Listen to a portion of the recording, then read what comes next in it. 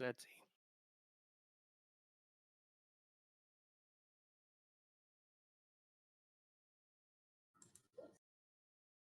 Let me set that up. Hi, guys. Good evening, and welcome to episode 2 of Survival Scent, 2 cents. Now I am with Leo, will be my co-podcaster for today. And then we have Cobb from LDN State 53. We have Uncle Gio, or Geo Writer from State 29 from SWE. And then we have Rocket. Rocket is from State 38, is with Red Army as well as LDN.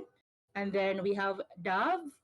Let me see. I need to find my schedule. Dove is from State 68 as well. And then another state that I need to check out.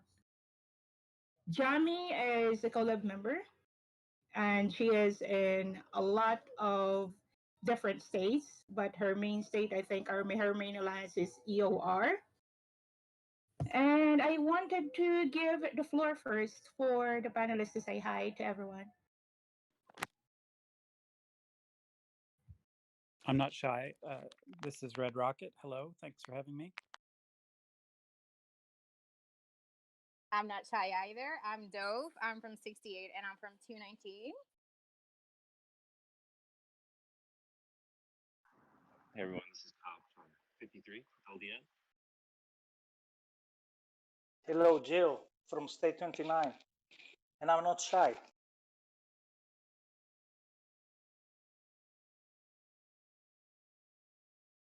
Jami, would you like to say hi to everyone? Hi, sorry, I'm currently healing. I'll be back. Wait. Amazing. Is it Leo? I think we're all healing. Okay, myself, Leo, and I used to play on State 1 and currently just helping out the community, as everyone know.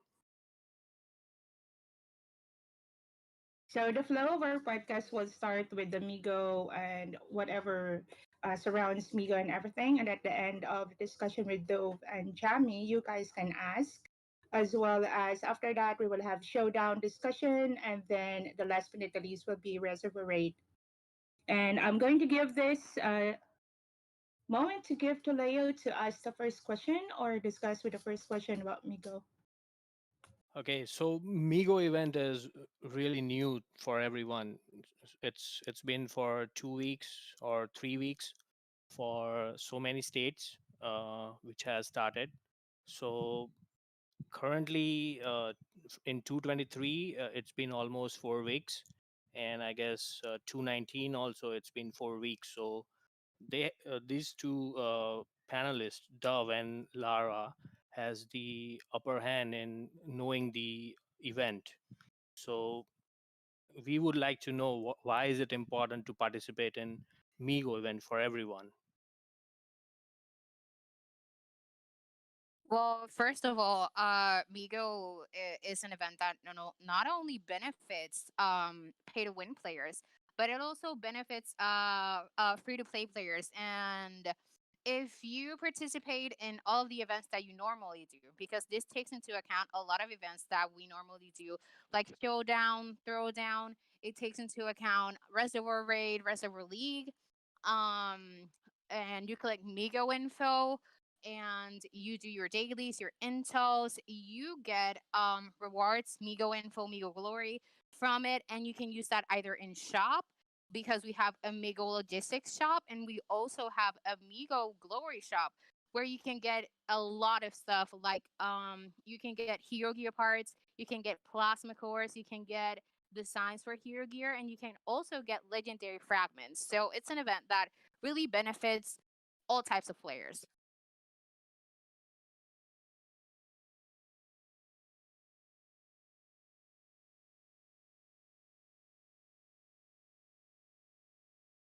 Okay, Teddy, can you share your screen so everyone can see what was talking about? Oh, 1 sec. I'm going to set up. Okay, by that time, let's hear it from Lara, how to upgrade and how to dig during this event. I usually just when it's like normal days, the Monday and Wednesday one, I think. Yeah, I usually just random teleport and like so I don't waste too much advanced relocator. So I find the closest square to me and I count it one by one. I find the one with blue ones and I TP there and I just like get as much as blue as I can and then I tell my alliance so we can finish our digging as fast as possible before the other alliance get on. So that's how we get our buffs like super fast and it's super handy for state versus state. So is there any tips how you get the specific grades on specific timings? I usually make sure I'm on when it started because it feels like it looks like the crates are limited per state. So it's not like uh so if you get on like later, it will be just green. All the blue will be like over. Another alliance will already take I it. actually disagree with that. I've noticed that the first 30 minutes of every supply hunt or daily exploration that opens, there is always a Mm-hmm. blue spot in every square. You just have to be a little bit Yeah, more you have to. smart about how you look for it. I always try to have at least 6 to 10 people on when the We exploration usually opens, and we divide yeah into we split squares. ourselves. Yeah, we divide ourselves into four squares, and search a blue spot in all the squares. Okay, We do so that too. the states have been divided between alliances and between squares, right? Mm, what do you mean? Well, not really between alliances because this is like an event that first comes, first gets, and Yeah. some Ah, people okay. even hit each other out of the digs. It's more of like you have to be faster because if you want that Migo info and you want to upgrade your Migo station and get that Migo and get it Info. yeah, and get that Migo info, you just have to be faster than the other alliances. Yep. Okay, so there is no nap or any discussion regarding this Migo event. First come, first serve. It Yeah, depends on in the my state you're 223. in. Yeah, it depends on your like state rules and stuff. Because my 223, we don't have any rules, so we just hit each other. But it was fun. But in my 421, Okay, and we're not allowed to hit in each other. beta testing during 553 to 568 state something, Hmm. they introduced that attacking and defending loses the troops. So is this the same case for everyone right now, or it has been changed? I feel No, like it has it's like a been tile changed. hit. Yeah, it's pure tile hit.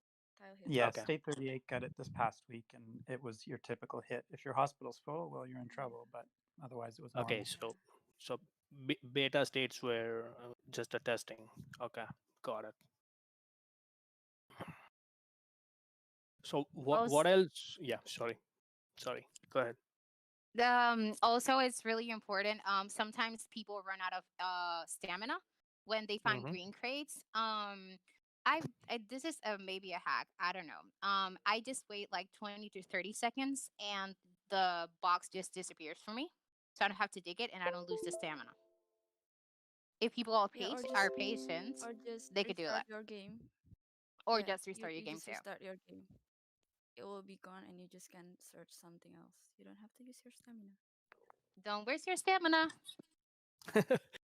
Okay, okay. So what else people or players needs to focus on this Migo event? Like just the digging part, or the station is more important? Upgrades are important. It depends on what the player wants to do. Honestly, I know players that focus on getting those player versus player buffs, like the wall destroyer one. But I know Hmm. other players that focus on upgrading these objects in the Migo station to get more in Migo info during events. So it's all depends on the focus that you want to give your Migo station. I feel Okay, like if so you're yeah. free to play, if you're free to play and you just want to help your alliance, I would rather Hmm. focus on like the capital buffs, wall destroyer, capital march, rather than like the one that gives you like events buff. Yeah, like gives you more Migo info. I would rather go for those that helps my alliance because I'm not going to get the skin anyway. So I will just try to stay top 1000 and get the frame and help my alliance. My Okay. opinion. Never say never. Yeah, because top Okay. 30 is impossible.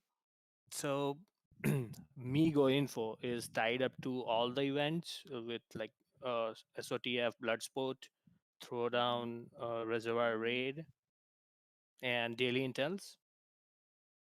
Yeah. Yes, it is. Okay, got it. Can Anything I ask a else? question? Yeah, Ask a sure. question Okay. about that. So the skins. I mean, I admit I haven't really done a whole lot of research on the topic, but the way that you gather points, is it really going to come down to who can win survival of the fittest blood sport the most to what's really going to allow you to get a skin, or is it possible to kind of grind away at it with intel or these crates? I'm just You wondering need to what's the I feel approach. like you need to win the events because it's like if I remember correctly, uh survival of the fittest gives you like 30 30,000 points and state versus state preparation gives you like 130,000 around that. So it's super important to stay up in those events to get top 30. Sometimes even though like you some there's a lot of players that are not spenders, right? But if Yeah. you do the basic points for survival of the fittest, only normal for capital clash or bloodsport in this case, and for Mm-hmm. SVS warfare, you're still going to get Migo info, and it will help you. Maybe you won't be like number one, number two, or in the super top, but if you stay in the top 1000, you're gonna get that skin. Yeah, Okay. just like There frames there are and two HQ buffs. skins, right? Mm-hmm. Okay. So for that, what is the ranking? Like 200 or 300? The There is one, one yeah, that there is is, I one. think, Top one 30. top 1 to 30. Yeah. And Oh there my there's God. one that's Frames. top 1000. Yep. But it has to Okay. be top 1 to 30 more than 3 times, I think. Correct me if I'm wrong. Shall I say something else regarding the MIGO event? I mean, there is a daily drop that actually uh, set in some players that they didn't have activated daily drops before. Now we saw with the MIGO coming, they haven't refreshed. I mean, in the update version, they haven't refreshed the daily drops. So some of the players that before they have purchased the daily drops, now they're not be able to have the MIGO daily drops or something like that. Also, something is also that is a reference that someone stalling back. Oh, it's okay. It's not so big, but it's something. As I seen it in my MIGO 6 states now. Okay. I think Migo card gives keys, I right? think it Oh, gives Yeah, keys and whatever. wrenches. Okay. Yeah, whatever. I think it's something. Guys, I'm not so keen about Migo. I'm not so keen about such event because actually it needs a lot of time, and I'm okay. I'm trying all the time about those events, but actually it's something as Dove explained. You need to be focused as a team, and you must working most of it as a team. But if the hours, for example, the European That's the fun part, time Miko. zone doesn't. Yes, I mean, the European time zone does not always help in the MIGO excavation and something like that. Yeah, I just want to add, when MIGO came out, we've only had it for a week, not even a week. I was skeptical at first. Um, and I think I still am. But after doing some of it, it seems interesting. But one thing that I kind of said to some of my alliance mates was, I said, I think this event will be the death of second accounts or third accounts. So people who filled their time by, also running a farm that they were building to get quite strong.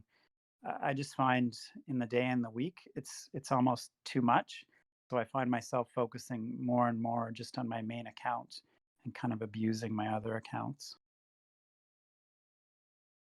I'm gonna be honest. I actively run two accounts at the same time, and it honestly, like you said, all depends on the importance that you give it, and on which state you want to focus on more. To me, both of my states are very important to me, not only because of the friendships, but because of my team. So I honestly run two devices at the same time. I have one account on one device, then I run my other account on BlueStacks. And you're gonna depend a lot on teamwork and your team being able to either you or your team find the like I said the blue crate zones, because that's what's gonna give you the upper hand in MIGO, honestly.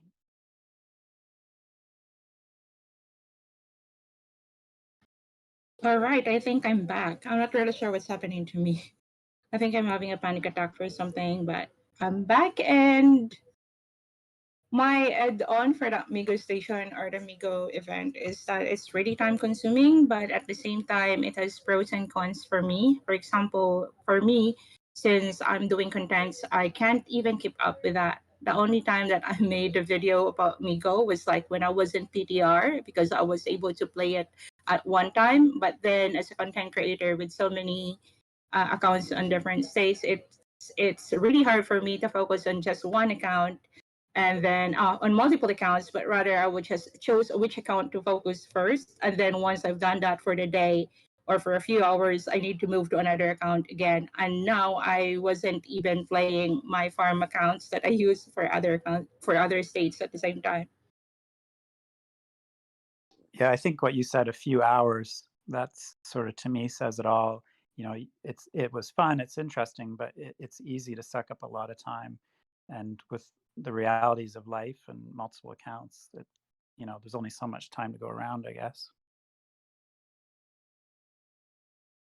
Yeah, agree. And then, so a few people keep asking if you guys don't answer questions. We actually do. Just post their questions, and maybe we can ask the panelists for the Migo for them to answer it for you guys. If you have other questions regarding Migo, Showdown, or Reservoir Raid, just post it on the comment section, or you can post it on Discord, and then we will take it up for them for the panelists to answer.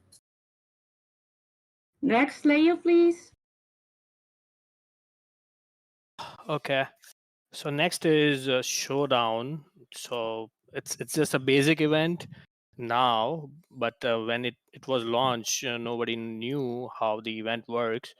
But now I guess everyone in all the states knows how the Showdown works. But I want to know the I want to know the details, how other alliances or how our panelists manages their lanes, how the players are they ask players to go for which lane, or how many scores should be there to qualify, because some of the alliances have 100 members and you can register only 60 for a Showdown. So how the lanes are being managed, and is there any R4 responsibilities given to manage entire Showdown event, or is it a teamwork between 2 or 3 guys? I think if you want to, for managing Showdown, I think you have to look at it a couple ways. The first is where you stack against your competition. If you're looking to climb the ranks, the best way to do it is to register the minimal amount. I think if you over register players, even if they're not starting, they won't.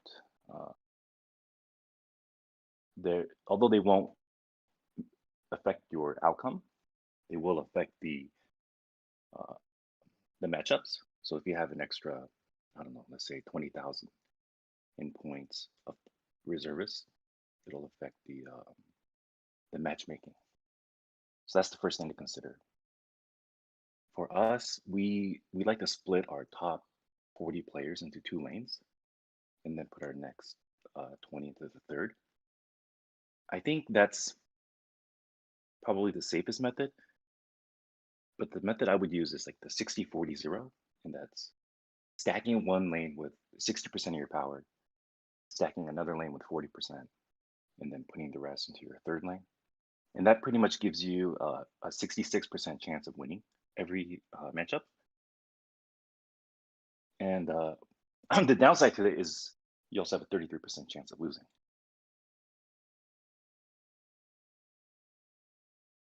Yeah, if I can, I'll take this from a slightly different perspective, maybe from a strong but mid-tier alliance.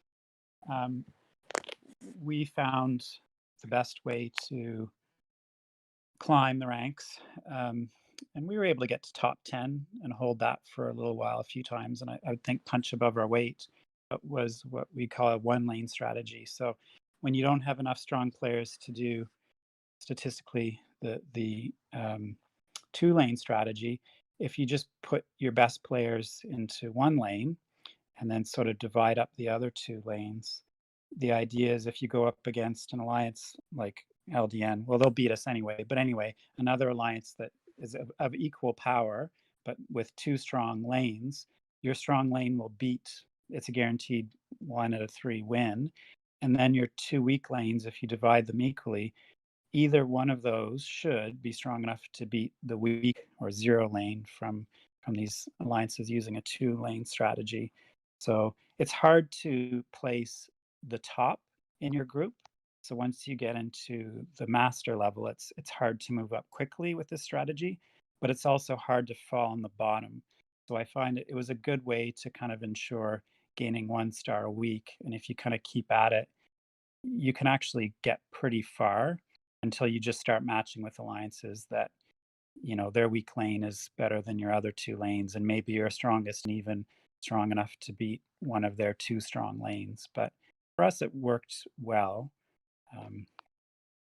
And then the other strategy that I've seen pop up to beat the 1-lane strategy, because a lot of people started using that to beat the 2-lane strategy, because you actually have a 2/3 chance to beat an alliance with a 2-lane strategy if you're of roughly equal power, as people started using a 3-lane strategy where they just sort of divided equally. So if you again imagine an alliance that was just as strong as the other 2 alliances using the 1 or the 2 lane, if you divide it equally, you're against a 1-lane strategy, you're going to lose 1, but you're going to beat those other 2 are going to be a little bit stronger than the other alliances 2 weaker lanes. The problem with that strategy is if you run into an alliance using a 2-lane strategy, you're going to lose. You're going to lose 2 of them guaranteed every time. So it's kind of like rock, paper, scissors with those 3 strategies. And all I can say is you got to choose which strategy you're going to use based on how strong your opponents are going to be this week and how strong your alliance is. So there's no answer.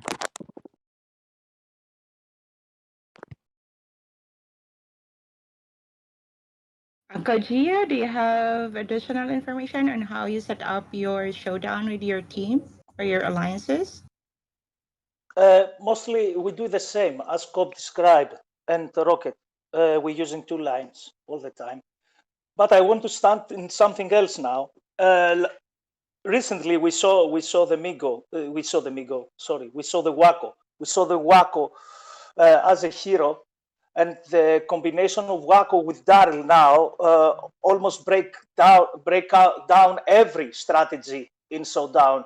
I mean, when you have those 2 heroes, it's like you have 5 heroes against 3 heroes. That means someone might be very easily do double kills now. So every strategy goes away if you face a clan with those 2 heroes now. You can beat it very easily. Doesn't matter. Doesn't matter how you adjust your previous strategy. It doesn't matter the buffs you might use or not use. That's the major effect now, because Showdown as well as Raid using the old battle mechanics, and there we saw the overpower of those two Resonate heroes. In my eyes, is as I described in the collab channel about Resonate heroes. I mean, for me, it's like you have two heroes power in one. I don't know how that is gonna goes on. I mean, literally with the Raid League and move on. Some states have those both heroes, and the other states have only one hero. So the new heroes, the resonating heroes, Vaco and Daryl, are good introduction as per you between the events, because you don't have any strategy if you are facing them. So it's altogether a lively atmosphere for all the small players also. Yes. Also, for example, a small player, a free to play, player that have Resonate Waco and the Resonate Daryl, adjust them with Seth and Eva, for example. In his line, he can beat up the other free to players that are there. And he can do a double kill. So it extends the kills. So it extends the possibilities that line be victorious at the end. You understand what I mean? Interesting point. Yeah. Yeah. Doesn't matter how many guys you have strong in that line. As you can have double kills, especially early in the lane, you get the upper hand.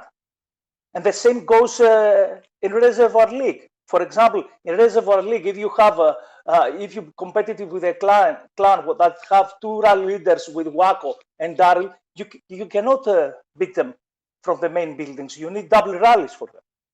I'm pretty sure about, because I've seen it. I have tested. I have played against. I have played against a team with 12 players, and it was very hard for me to beat them with a single rally or a solo behind rally. Always use double rallies to kick them out. That's because what I've noticed is that Waco and Daryl's skills are active in both Showdown and Reservoir League, but they are not the other the other heroes. Their skills are not active. Yeah. So here's my the- question when I saw this was, do the developers intend for this, or is this an oversight and they're just creating a huge mess? Yeah, the imbalance with Wacko and Daryl is really unfortunate. Like Dove mentioned, hero skills aren't represented in Showdown and in Reservoir League, but But theirs with are. Wacko and Daryl, they're represented, and so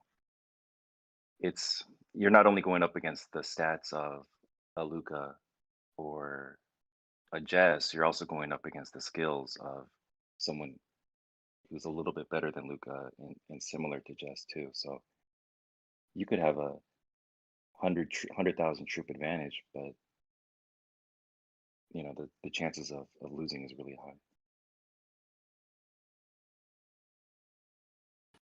I could agree to that because I got an account with Max in other states, but I don't have the Generation 6 and I don't have the Resonating Heroes. I only got Daryl, I think, and then it was resonated with a purple one. I lost over a non-max player in Showdown. I'm just using General Gen 5, and then they have the Daryl in Legendary. And Gen 6, they were able to beat me really, really quick. Now, I think they set the Resonate heroes, especially for the new states, to reverse the effect of the Ernie. I mean, the advantage all states have regarding Ernie, they try to make something equal in the new state, but they mess up. I agree with Cobb. I agree.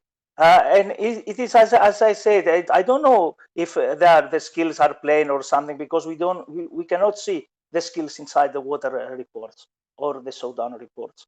It's for me, as I understand, the power is like you have two heroes against one hero as a power, as a total power. Yeah, I guess that's my problem with the whole Wacko Daryl situation is we don't really, it doesn't actually show in the reports that the skills are working. So again, is this a bug or is this a design feature that was intended? Either make it official and let everyone get access to it, or correct this error, because it's has the potential to ruin the balance.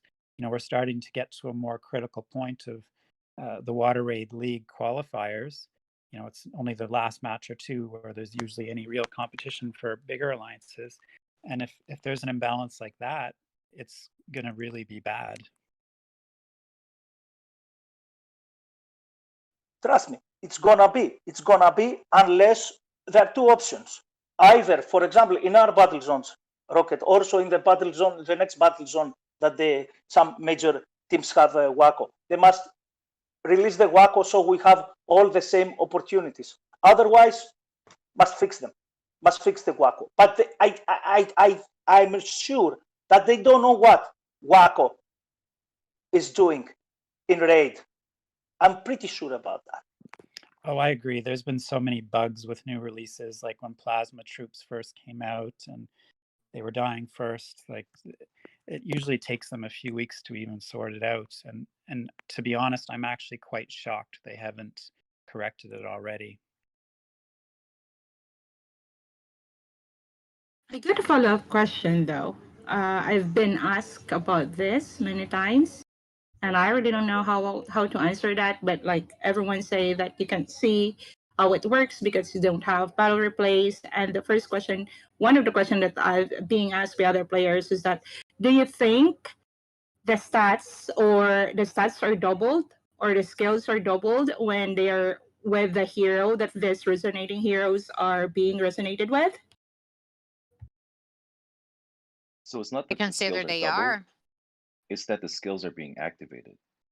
So if you're up against a Luca, a Jess, and Martha, and you have a Daryl, a Wacko, and a Martha, the first team's skills, they're not being utilized. And we think the second team skills, Daryl and Wacko's, are being utilized because of the scoring imbalance. But again, that's an assumption too, because we don't see the report and we don't see, there aren't any detailed information regarding that. So And I want to go say ahead, Rob. I think the concept where people figured out that skills weren't being activated in these events really came back from the Gen 3 MIGO and Gen 4.1 Ernie and friends, because they had the same stats, except MIGO was a little bit better. So people were finding that MIGO was superior to the follow-up, and that's why a lot of people weren't happy, I think, with the Generation 4.1 heroes and why they made them be able to swap to higher statistics heroes, because they found in some of the key events like Showdown and Water Raid, why use the new hero when MIGO's better?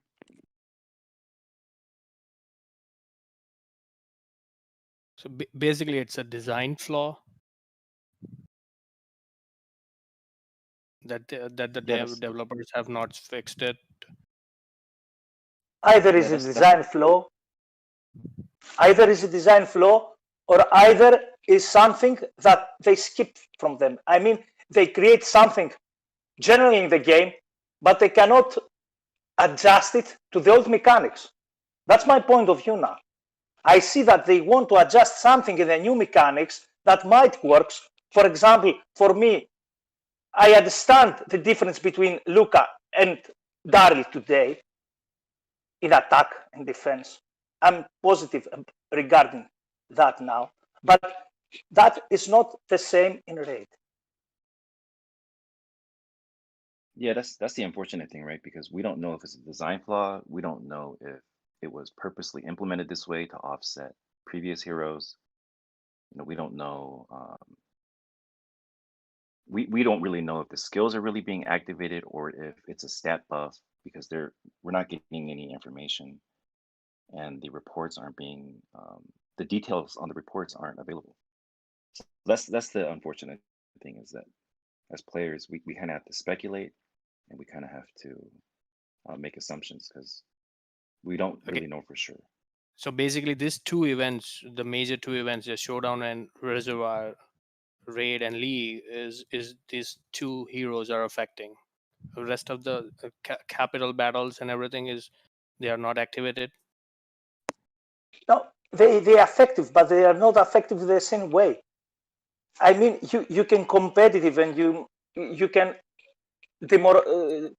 you can just go against them using different tactics. I mean, using the troop tires and the other heroes formations. But as I said, there are difference between the old mechanics and the new mechanics. I think they said something in new mechanics that is not working in old mechanics, and in old mechanics is like a bug, like a glitch or something.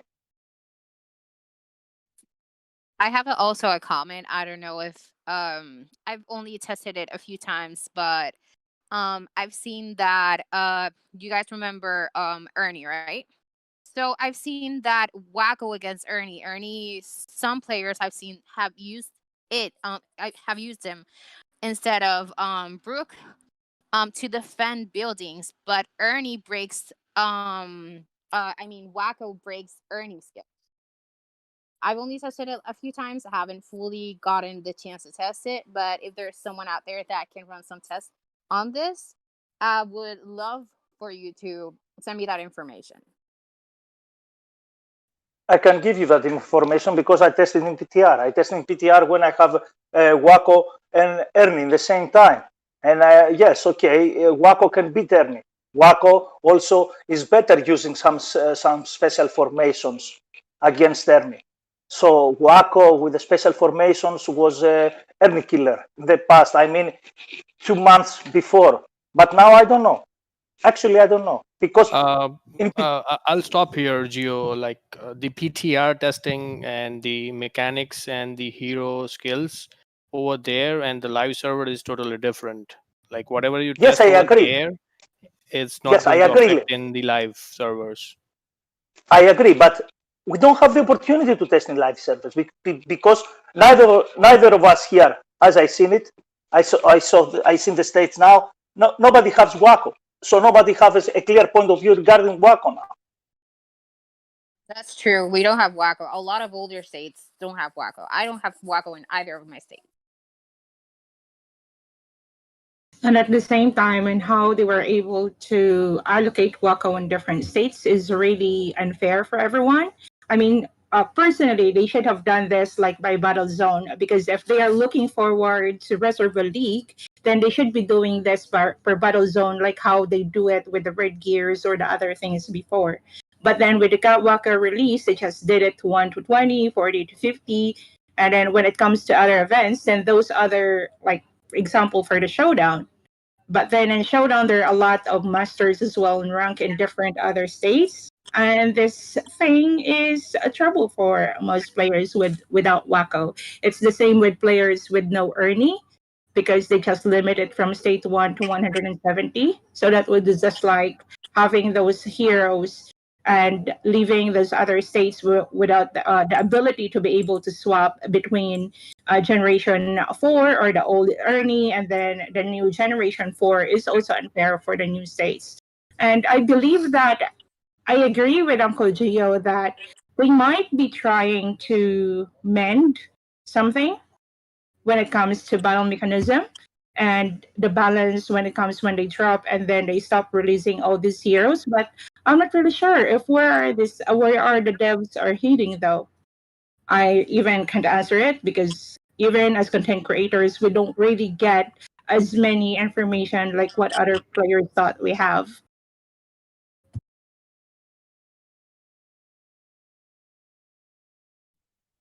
Yeah, Now I'm you gonna give be. me. Okay, sorry, Rocket, go on. Sorry. Yeah, maybe I shouldn't speak, but I'm going to be kind of honest in my thoughts of this. Showdown is still in beta after about a year, and I think the devs are smoking a lot of crack. That makes me laugh. Yeah. I mean, they probably just thought of fixing these things, but then with the demands, I don't know what are the demands for them. and then they figure out that, okay, let's not stop this, and then let's just do this and try this other one. And it doesn't really work out. I mean, maybe even those states with those heroes probably would just seeing it like it's unfair for other states. It's like the unbalance. I really can't. I don't know what to say about that. Just give it like it's there. Well, my opinion is a lot of these things like Showdown, Water Raid, like they're state versus state. I mean, they make it global events within the game. And for a lot of players, that's the focus. I mean, I know that's one of the focuses for me. And the way they release these things and the imbalance, it really degrades the quality of their product as far as global competition. Because it's, you're going in with a disadvantage into this competition to begin with. So anyone who likes that competition in these type of games is just going to say, who are these developers? Like, this is a joke. So I think for the people who are focused on these kind of global events within game, I think it's in their best interest to address this and fix it and create balance to how they release future updates. Otherwise, it's just going to frustrate certain players. Okay. Do you all think that this WACO released to some of the states which have different zones in the Reservoir League? So is it for changing the outcome of the Reservoir League altogether, and not releasing WACO to all the states which has the battle zones? Yes, I think it is going to be. It's going to be because, as I explained before to Rocket, if you face a clan having 2 or 3 rally leaders with WACO, they can sit in the buildings, and you need the double rallies to kick them out.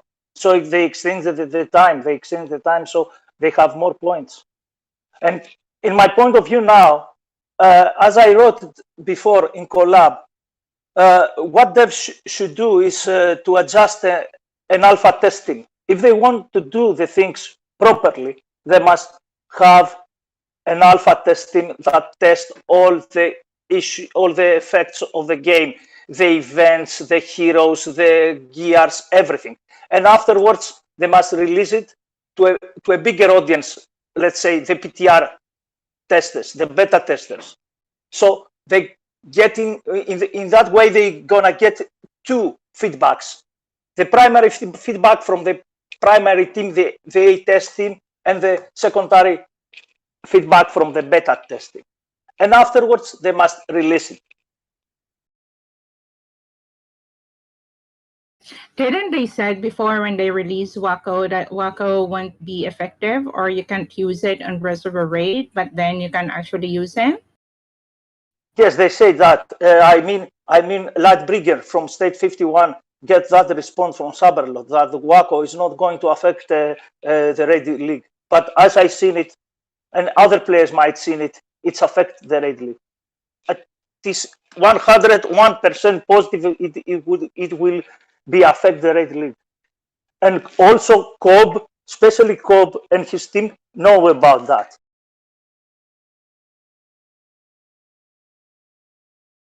Yeah, if you have a Wacko and a Daryl reinforcing a building in Reservoir League, it's against a team that doesn't, it's going to take a double or triple to push them out.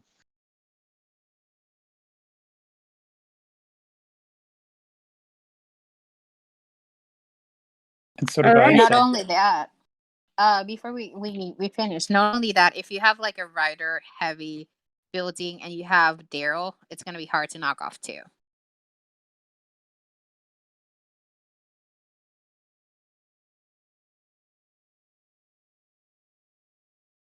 All right, I would like to read some of the comments of other players here. Naraka said that they just have to give WACO to every state. And then Perry Purper said, well, they make enough money off everyone, so it wouldn't surprise me if they were. I'm not really sure of where is he commenting to, but I think it has something to do with the release of the heroes to every state. And before we move forward to Reservoir Raid topic, I would like to ask if do you think or what is your take on the nearest what would be the solution for the resonating hero when it comes to Alliance Showdown and Reservoir Raid to be at least fair to most players or to most states? Release them to all states, obviously. Nerf them. No, I would rather have them. I would rather have the option rather than because it's fun. But to have- if it's they don't fun plan to- to release it to the other states, I would nerf them. No, I quite like having the choice. Like, let's say I can use Daryl in Reservoir League, but he's not as good in Capital Clash. So I need to change my defense hero and such. I quite like, them, like having to change my defense and such. Cause nerfing them, no, I don't think that would be the solution. I think it's the solution if they're not going to release them to everybody. Yeah, it's like the same thing that everyone that's always talking about. It's one is communication. You know, if there's something that players should know about, if a skill is active and it shouldn't be, or if a skill is active and it should be, you know, that'll be really beneficial. If one state has Wacko and Daryl and another state doesn't have both, it's such a big like it can swing the results in such a huge way that you kind of have to either nerf them or remove it from that particular event. But uh, as you said, like they should communicate with the skills working or not working. They have already communicated about the buffs. State buffs and governor buffs will not work in Reservoir Raid or League. It still works.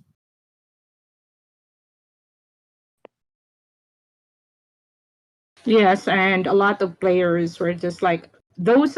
Most of their guys, like the standard guys that they made before, probably that's how they set up their game before. But then sadly, they weren't able to fix that. I mean, if you are going to change your mechanics, at least update your guide so that players won't be misled. And at the same time, if you're going to write something or change something on your game or inside your game or your features, it is the right of the players to know that. Because that might be a game, but in games like this, players always are the customers. So they should be at least transparent when it comes to changing things, when they are just trying to, like, for example, for that one, like you said, Leo, that settlement buffs, governor buffs, and the honors doesn't work in Reservoir Raid as per their guide. But then a lot of players are complaining that it actually works. And a lot of players as well that are new doesn't know about this. Like they don't know because they will like go to a new state, and when they know that they don't have an idea that this box works, they will dispute you that hey, this is what we read and it doesn't work, but it actually works. And I hope that they should change it. Like make an announcement, tell players that hey guys, this is actually working, or either they remove that. It's all up to it's all up to them. But at least they should be transparent. If that thing works, it's the same with ghost rallies before. I feel like for my personal information, for my personal opinion, they don't really know that ghost rally works until a lot of players are telling them that, hey, we can actually do that. Because I was asked before that, what do you think if this will be a feature? Oh, the devs are going to remove this. And I was like, it's all up to them. I mean, if a lot of players knows how to do ghost rallies, they should have just make it official and make an announcement that, hey, ghost rallies are legit, and then make a guide about that. Yeah, the devs are either really, really smart or really clueless. And I still am trying to figure out which is which. But I lean to the latter. What about both? Yeah, they might just be mega trolls, and good for them. I mean, today I woke up at like 10 UTC because I thought like because we're invading, right? But my friend told me that we usually can cross over at 9 UTC, but today we can cross over at 8 UTC, and we didn't know about that. So it was complete surprise, and I thought, what if the opponent state knows and they raid us before we can invade them? Like, it will be a mess. Like small things like that they didn't tell us beforehand. It's just annoying. Like they could have just told us like, oh, we changed the crossover time, but no, they just changed it without any announcement. Yeah, and it goes back to my comment about the popularity of these sort of globally competitive games. Like esports is a big thing; it really is. But these features or bugs or whatever they are just kind of show us that this game Kings Group they're kind of clueless about competitive gaming. Yeah.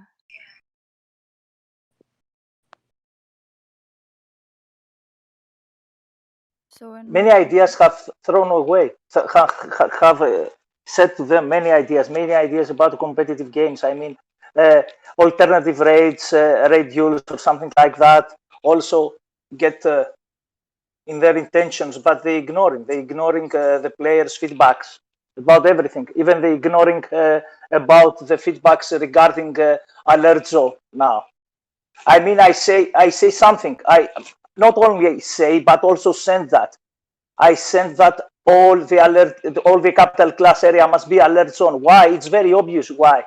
All the alert zone now must be, all the capital class area must be alert zone, because if they set it as they want it now, they're gonna face a bigger bubble walls around capital class SVS or something like that. But they're ignoring. They don't care.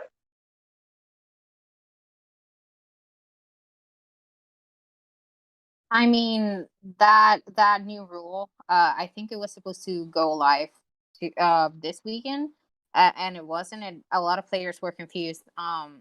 But that also gives the upper hand to the stronger state, I guess, that invades. Or it may give the upper hand also to the state that is being invaded. But personally, I think it's a little bit more fair because now there's no farms in capital for bubbled, and you can just rally bases because let's say every alliance has maybe 3 to 4 to 5 leads. They only have 6 marches each, and they don't have enough marches to reinforce 100 members. But the alert zone, I think what it's called, it's only 4 or 5 HQs deep, correct? And everyone else can share it outside of that. Four. Four Yeah. rows, I think. Yeah, it is 4. Yeah. But outside of May I that, say- it's still shield, correct? Yeah, it's still Yeah. shielded. I'm Okay. facing that right now. Do you want me to explain about the alert zone? If you're interested.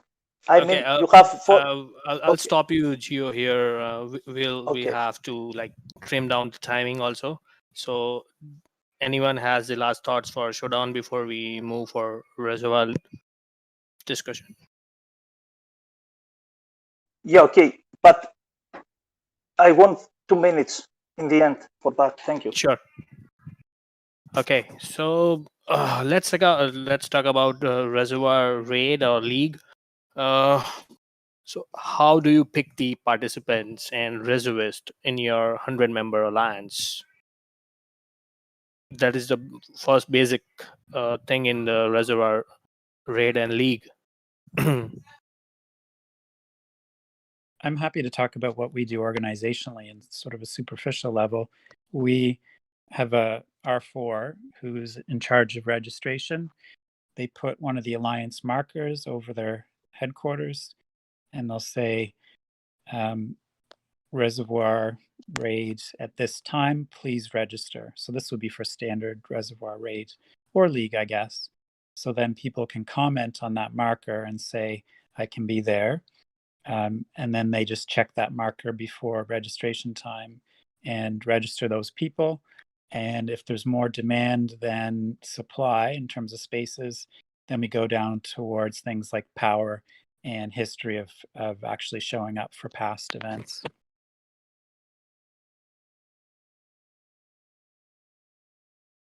For LDN, we do it straight from power, and if there's individuals in the top 30 that can't make it, the reservists take their spot. The one thing that the game does really well is it focuses on team player aspects. So those of you who are interested in getting your raid score higher, I would focus on plasma troops and just working your way towards T11s, and as well as plasma 5. But 100-member alliance may be having so many players from different time zones also. So how do you manage the schedules for the Reservoir Raid and League? So we're on MIGO, so we have like Reservoir Raid MIGO points from the event, and we're currently in league, so we can't just put people who want to be in Reservoir Raid. What we do is we send some like half of the alliance to our academy and do our Reservoir Raid there, so that way everyone can do Reservoir Raid and not missing out on their MIGO points.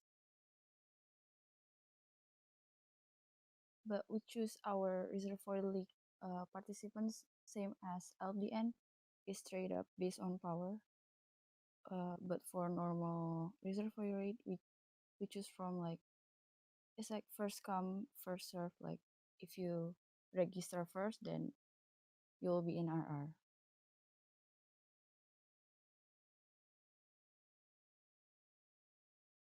Yeah, for us, the time zone hasn't been an issue. I think we're a pretty competitive alliance, and everyone works really hard to get into the top 30 or the top 45. Yeah. And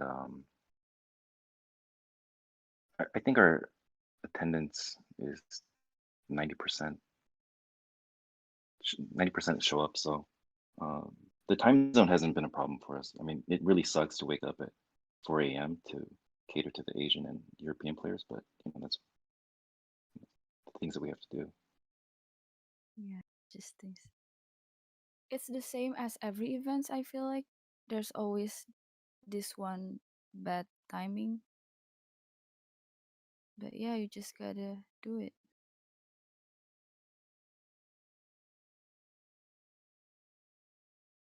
Yeah, I find that people who really want to show up, they'll show up. Yep. Uncle Gio and Dove, you have addition on how you set up your Reservoir Raid? In my team, we have usually the same team. The last 10, 12 months, or we play together and we play competitive in every raid. We're starting from the normal raid now. Afterwards, we was participating in the first beta league.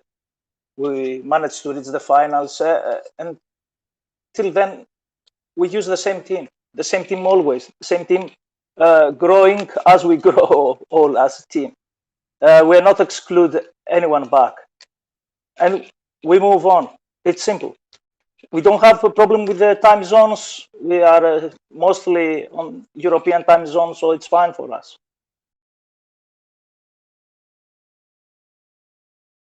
For Oh, me, for it's me- different. Yes, Dove, please go. Yeah, for me it's different because I play actually sometimes two accounts at the same time. It all depends on what the alliance wants to do. For example, in 219 we sometimes switch from players that are not available or not as active as they usually are, or we choose the strongest star players. Whereas in 68, we are more relaxed. We have our own team that always does Reservoir League, but what we do is switch out between the reservists and the main players, because we try to give everyone a chance. Because like I've heard this before, and I think a lot of people would agree on me with this. The strongest are only as strong as their weakest player. Doesn't matter if you have a strong player, if you don't help your weakest player grow, where are you gonna go? I agree with that. For my other states, because I also play in SO7, State 7, and State 106. One of those alliances, we don't, I'm not really sure how they register, like the alliance leaders, but every time, for example, for Reservoir League, so they registered 45 players. I'm not really sure what is the requirement for that. But for 45 for that, for Reservoir League, every Saturday, they do a time check or a poll and then ask you if are you willing or are you ready or are you available to play for this time on Sunday. And then they make a checklist on that. And then if you are late, then you won't be able to join that Reservoir League because it is reserved for those who checked in first.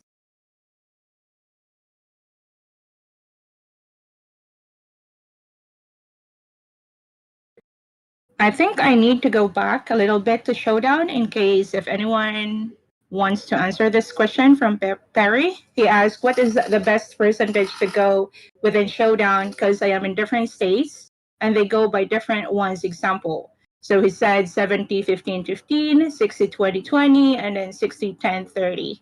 So this question is for everyone if you want to share on how you set up your formation and line Showdown.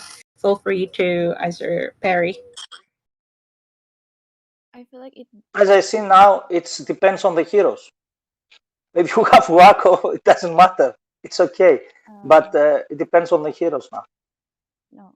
So, It depends yes. on your build. It depends on your build, on what you're focusing on.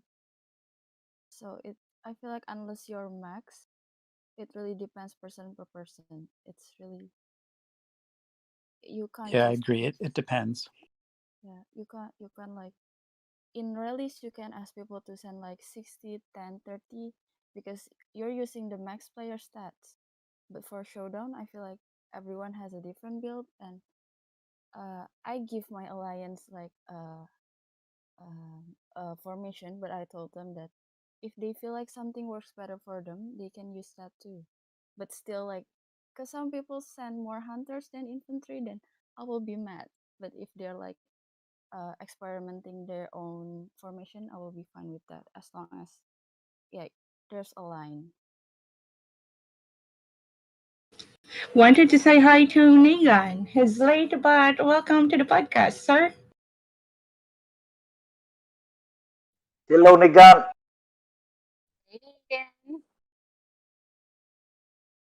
One thing I could Hey recommend guys, is let me set it up.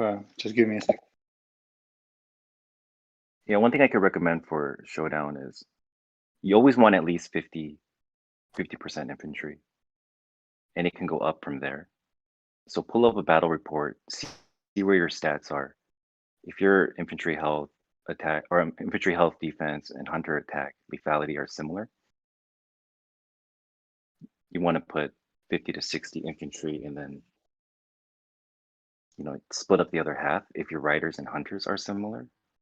If your riders are lacking, then you want to on the other half you want to add more hunters and less riders.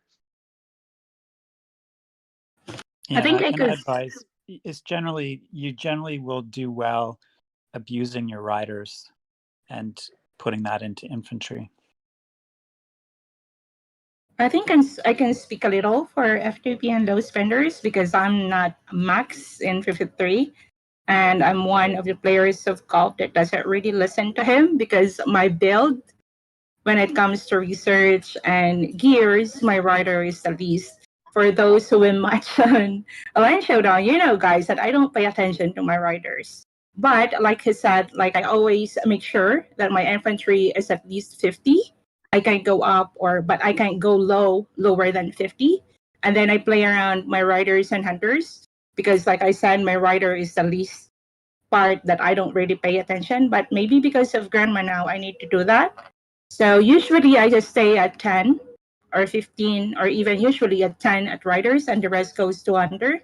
So I just work, it's either 50 or 60 on my infantry, and then my rider stays at 10%, but then the infantry 50 or up, and then the hunter is dependent on how many I send on my infantry.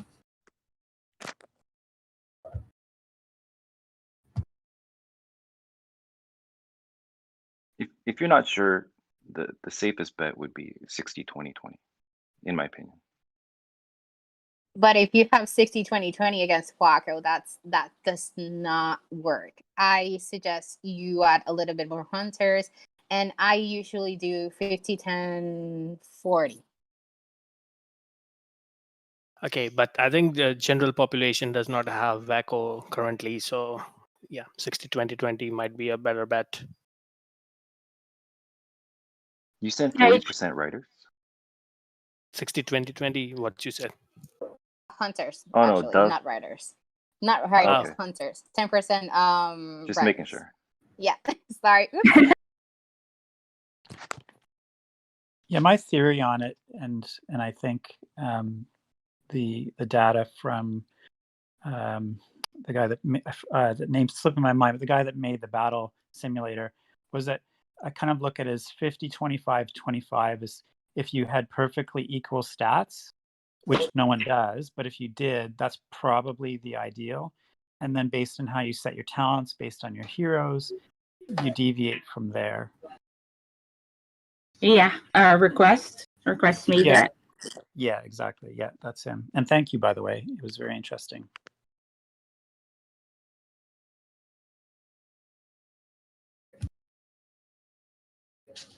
So I think we covered all the topics we have for Reservoir Raid. I don't want to ask about how you guys strategize your gameplay, but in case you wanted to do that, I mean, but rather the question that I'm going to ask you, I'm not going to ask you what is the strategy, but rather the question that I'm going to ask is, do you stay in one strategy most of the time, or how do you handle that? Do you adapt on dependent on your enemies, or you stick on one strategy at all the time?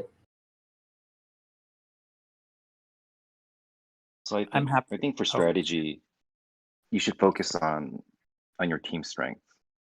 So if you have, the more max you have, the more buildings you cover.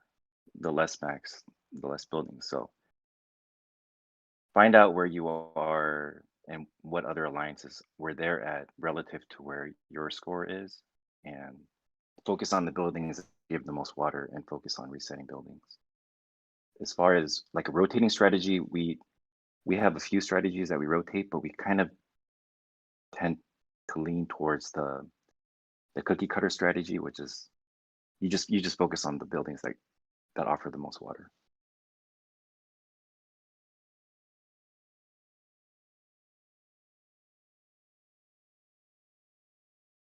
Uncle Gio or Nagan, how do you set up your gameplay and Reservoir Raid? Do you stick on one strategy or you adapt to your enemy?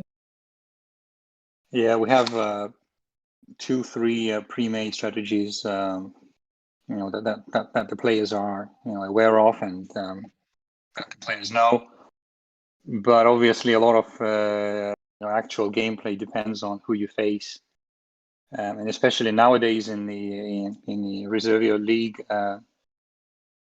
if you face the combination of Wacko and Daryl, then you certainly need to rethink whatever the pre-made strategies you had. I guess there is no right or wrong question here, or sort of right or wrong answer here. What you need to be careful of is who you're facing. Try to assess how many max players are on the opposing team versus how many max players you have on your team. And I guess what Cobb is mentioning here is that the more people you have who are able to hold the buildings, the better chances you have to control the water collection. And then if you are struggling because of the opponent has more than you do, then you would need to certainly adjust your strategy and then probably go for water gathering, possibly burning the lower bases, doing the base rallies to force the defenders to port and then retake the buildings or reset certain buildings that that you feel that the other side is collecting too much water from. So the whole water raid is so dynamic that sometimes you go into it with the strategy and then you kind of need to redo it from the get-go. After the first 5 minutes, that that's not going to work, so you kind of shift. But in general, yes, we do have one strategy that we prefer versus the others. Sometimes we cluster in certain areas and then we control those areas with the clusters, and essentially we divide our max accordingly. The other times when we see that the opponent is somewhat weaker, we go for the free-to-play type of the strategy where the goal is just to have fun. Yeah, I agree with Nigan. Also agree that the raid now is very dynamic because you must adapt a new strategy when you face Waco. I see that in last raid, no matter that my opponent have only 12 members, we have to adjust the strategy and use something different. That came out of scratch actually. But yes, most of the teams using some tactics that are classified to them. So its teams have their own teams tactics and using them and try to prevail against the other team. So in my opinion, raid is the most tactical game and strategy game event we have in survival in the source now.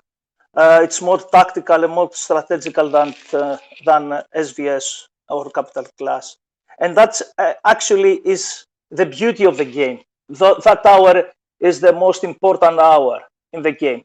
That's why the most of the teams and the major clans competitive there, and they want to go as further as they can in Raid League and trying to do as much as they can do, and that is what keep us in the old states together. I mean, in old states, what keeps the teams bond now is only Capital Class, SVS, I mean, and Reservoir Raid, nothing else. I just want Yeah, to but read some of the comments first. Bill said RR is the most need to adapt mode, in my opinion. And in my opinion, it's the only mode you can win with less or worse stats. And then 7 of 9 said that, hello, everyone. I would like to thank you for this format of information. Good work. Great information. And then Survivors SOS. Did anyone try 60% riders and 40% hunters? It's better than infantry. I'm not really sure. I think it's joking, but what's your take yeah, on that, guys? it's really good at dying fast, so please use it against us always. I actually have tried it in a tile hit against myself in PTR. It wasn't pretty. Don't do it.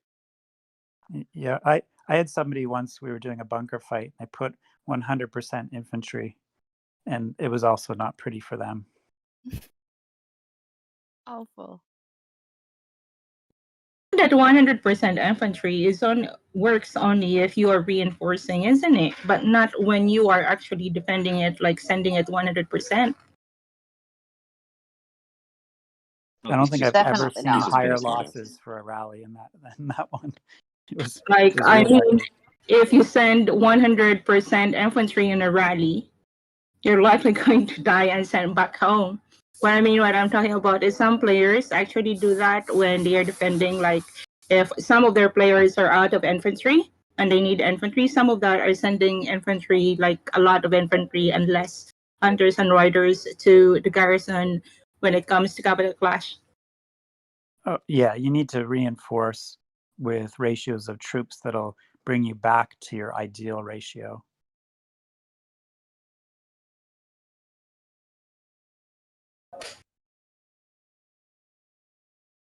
Yeah, you also need to be mindful of how the buildings are getting refilled with the troops and what is the priority here.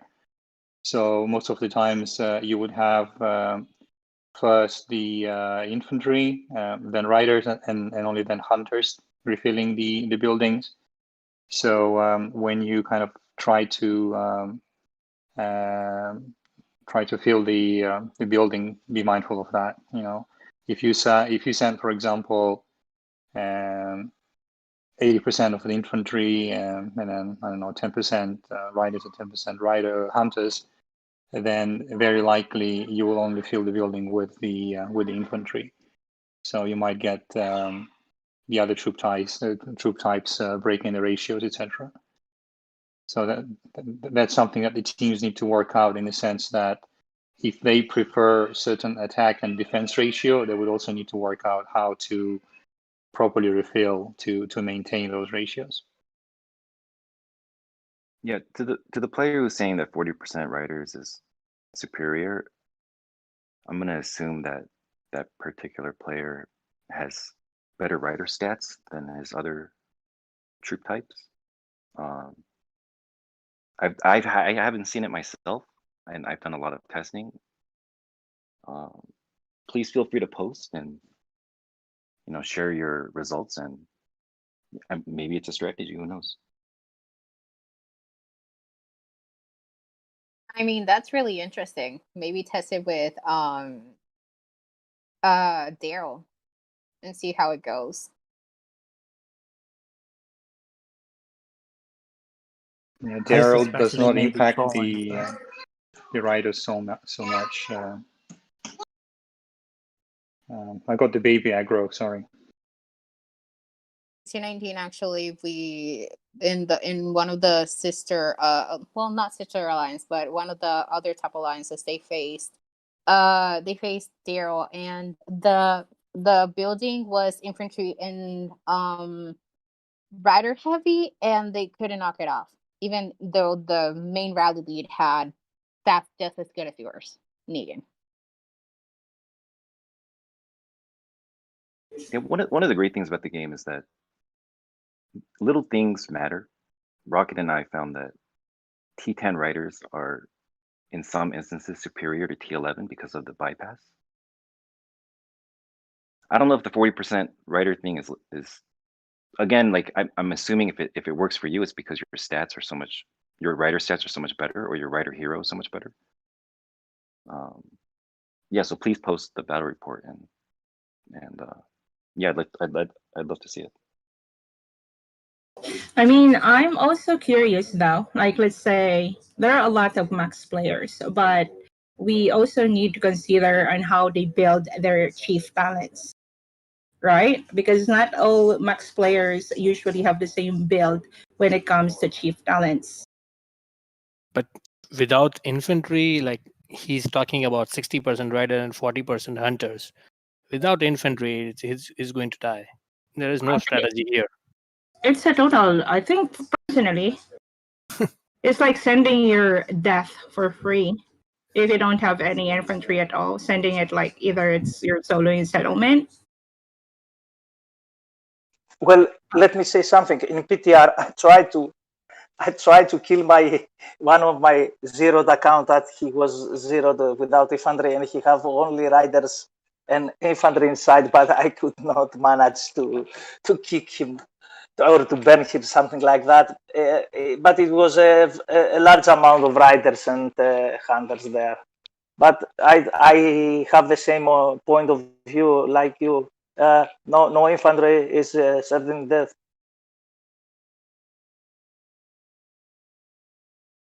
I mean, maybe someone actually tweak, but I don't see. I mean, I haven't seen any report or a single report with no infantry that actually dies or actually win unless you are a plasma 5 and you're hitting HQ 16 or lower, or maybe HQ 28. I'm not really sure, but you might survive that if you're hitting T8 and you're a plasma 5 or a T11, or you're a T9 or your opponent is T9. You might survive if they have bad stats, but I'll be seeing a lot of more losses from your end rather than the one that you're attacking. I might be wrong, but I haven't seen someone sending 60 rider and 40 hunter and no infantry at all. But I'm curious. I want to see the report. Well, I think we've all seen that report somewhat frequently in a heated capital clash or state versus state. That's what happens when you're defending a tower and you've successfully defended a few times, but people aren't refreshing with enough infantry. You eventually get infantry depleted and you get an excess of hunters and riders. And before long, it just becomes a really fragile defense and you lose to inferior rallies that you normally wouldn't lose to. So again, I think that the question or the suggestion was more of a joke, but all my experience is that formation falls flat in its face. No, he's saying that you guys are testing on tiles, and he has a report from current capital with 60% riders and 40 hunters. Yeah, no, I don't test on tiles.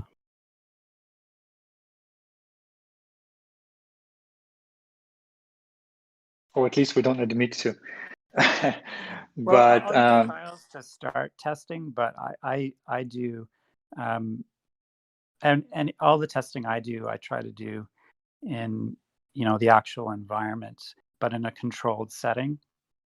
So I think proper testing is the flaw that most people in this game have. They make assumptions based on an imperfect testing situation or something that doesn't actually translate to the real world situation, and then they end up going in the slightly wrong direction. So I think people have to be really careful how the methodology that they use to test, because if it's not highly controlled, you can easily go down the wrong direction.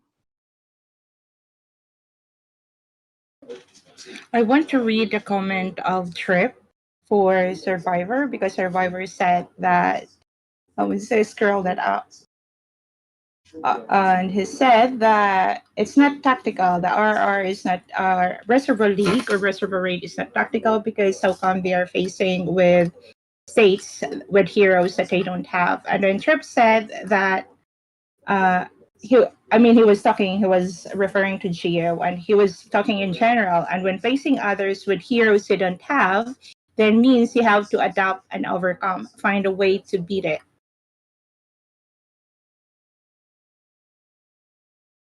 Yes, I agree with his point. We have make a lot of conversation with Trip regarding the situation of Waco as well the other situations. Yes, always we must find a way to approach the strategy and competitive the other heroes and find solutions. Especially now with the new heroes and all the mess with the Resonate, because everybody has access now to Daryl. So Daryl is a major changer of the game, but also perhaps he might not. It's how you understand his abilities, his skills, and how you face the opponent combination of troops and heroes.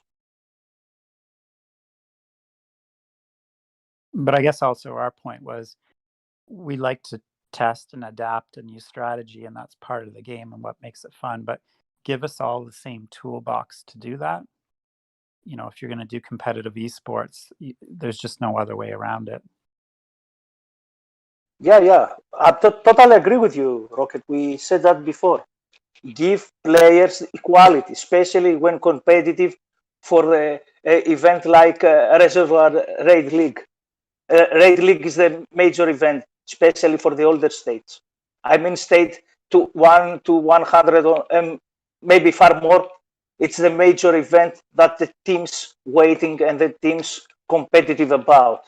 There is no other way or no other point. For example, the teams make the red gears now, especially in our battle zones. Why we have to set the red gears, because all of us, we're going to have red, or we're going to face someone with red gears. That's why we set the red gears. Otherwise, there's no point to keep on, invest the game as they set it now, in my humble point of view. Following the competitiveness topic that we have, so my next question will go around that. In your opinion, what will be the effect of the resonating heroes, both Wacko and Daryl and Reservoir League, or Reservoir Raid, or the normal Reservoir Raid? They need to fix it before the playoffs start, or because that's when you really start getting competitive. And if they don't fix it before that, you're going to have some really upset alliances.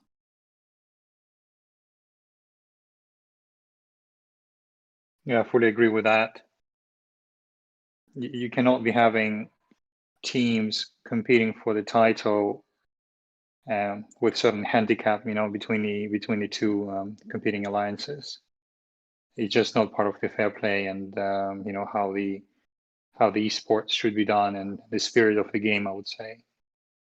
Having the heroes and the gear released in certain states and then depriving the other states in the competition from the same benefits is just a handicap, and it could be overcome. People could still adapt to the opponents, and could still kind of run their own game. But if you are promoting the competition between the states, between the alliances, between the teams, then you need to make sure that they starting off from the same base, and the same base would be, having an access to the same gear, having access to the same stats and the heroes, etc.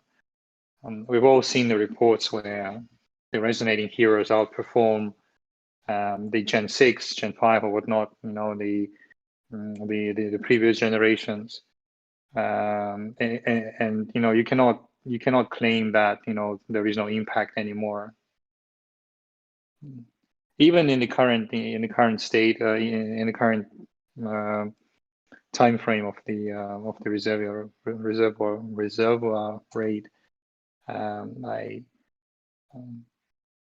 we have teams who have higher BP, much stronger players facing the smaller alliances or non-max players.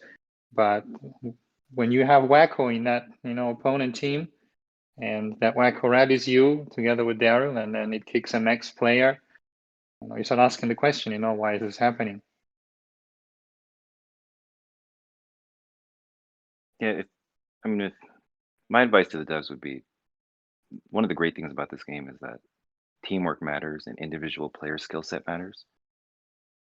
You go up against a team that has Wacko or Daryl or both, and you're at a disadvantage, you're pretty much saying that formation doesn't matter, troop tier doesn't matter, plasma doesn't matter, and it kind of goes against everything that's great about this game.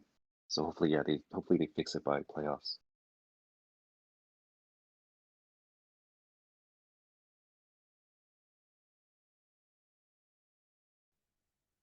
Total agree with the previous talkers about the subject, especially with COP.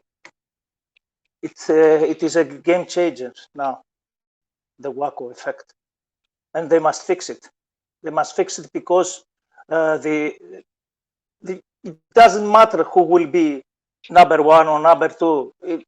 I mean, some teams may face a kick out from the playoffs or from 32 round with the Wacko effect, and they deserve something more according to the team formation and according to the stats, according to the armies they have, and all the other stats. Okay, it's just off topic right now, but I need to ask, what are your opinions or thoughts about plasma levels, the new plasma level 6, 7, 8 coming out in future, not in current situation, but still. how it's going to affect any of the gameplay.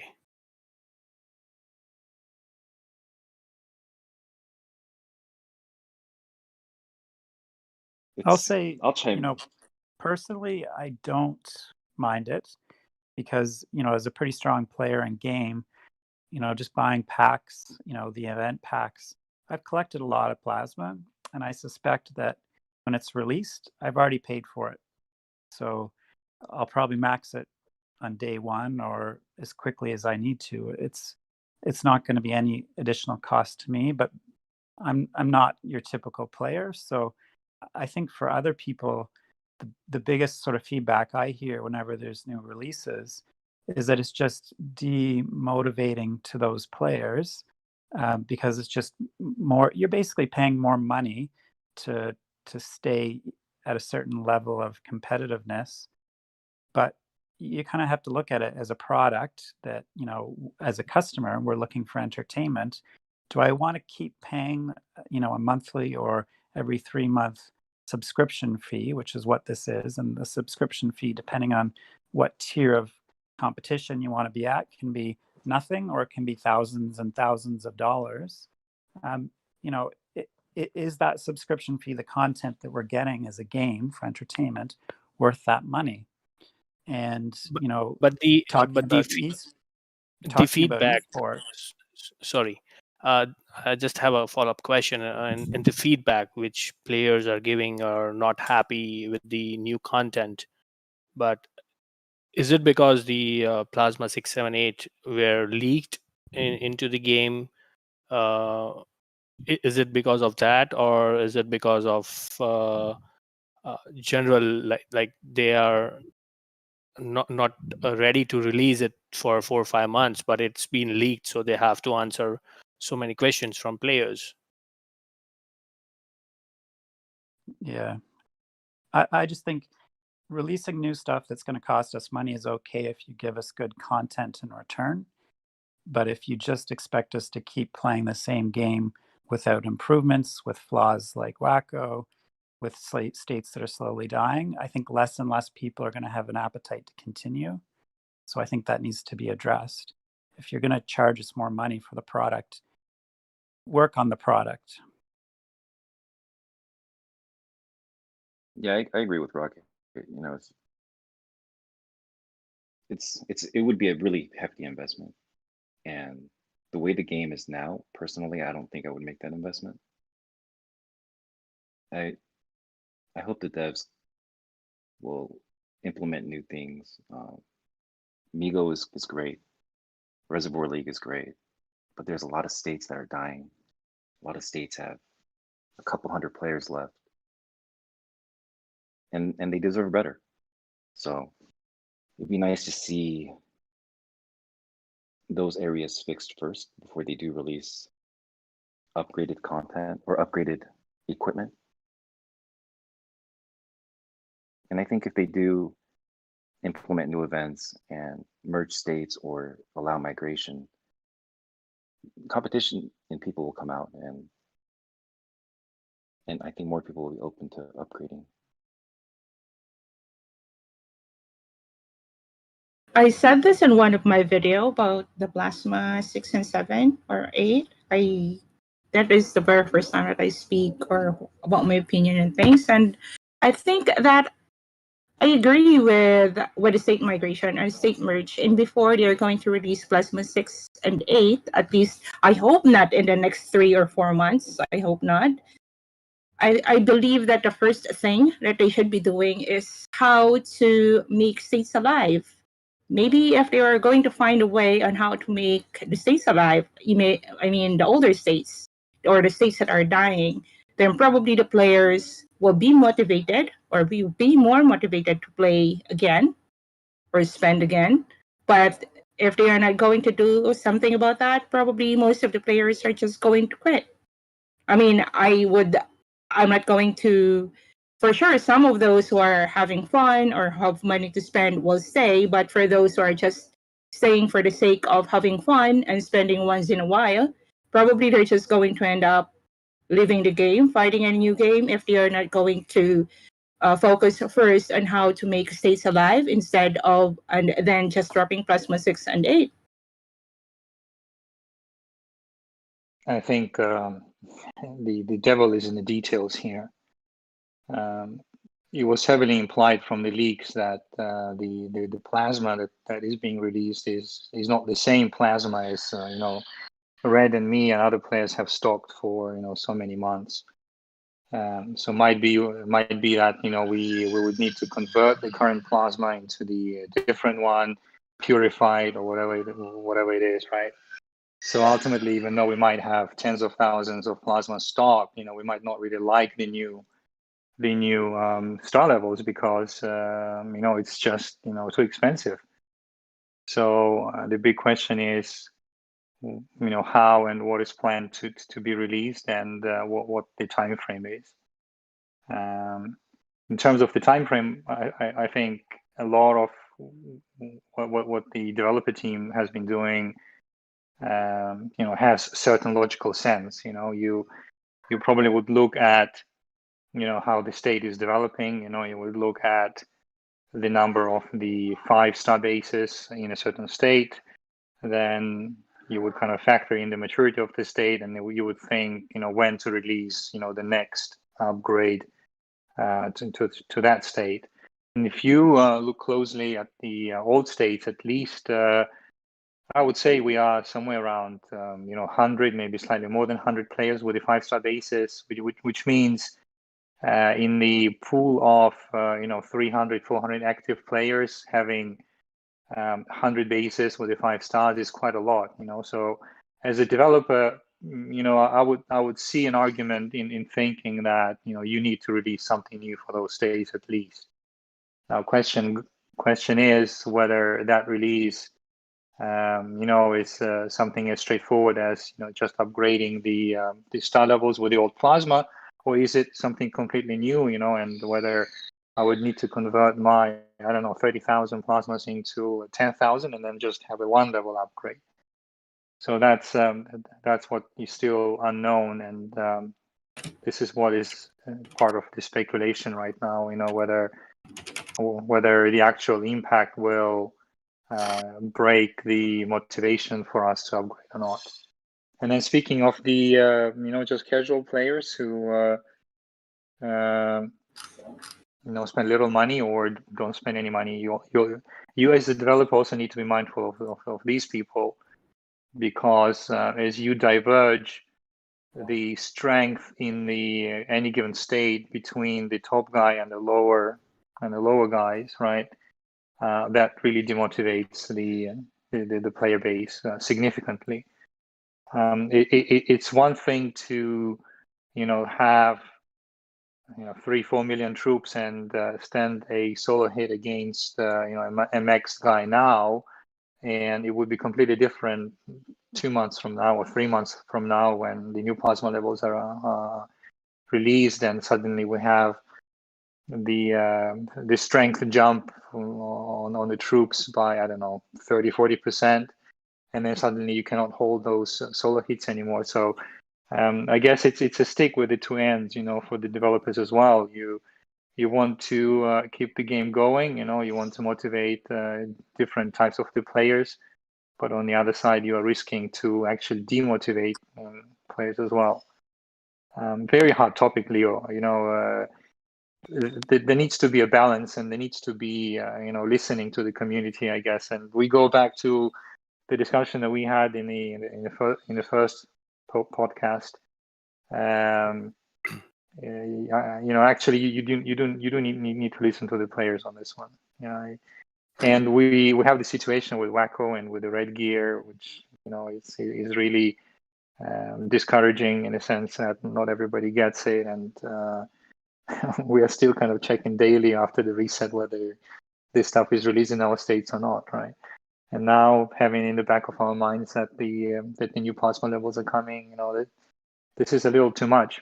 If the developers on the other side added certain transparency to their development schedule, to how they are taking the game further, probably the players would also understand better what is awaiting them in 6 months from now, whether it is the new plasma level, whether it is the new gear on the hero side, or whether it is the new badges, whether the new heroes themselves,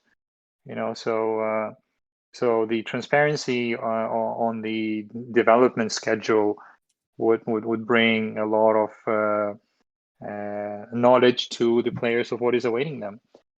I'm just reminding myself of how, for example, Blizzard was doing it back in the day when some of us were playing World of Warcraft. You would have the BlizzCon, and once a year you would hear from the company what they plan to do in the future, etc. I'm not saying essentially the Kings Group need to do the same, but at least give us the idea of what the schedule approximately looks like, and the players now can make their own mind, whether we want to stick to that schedule and keep playing, or it doesn't make sense to us anymore.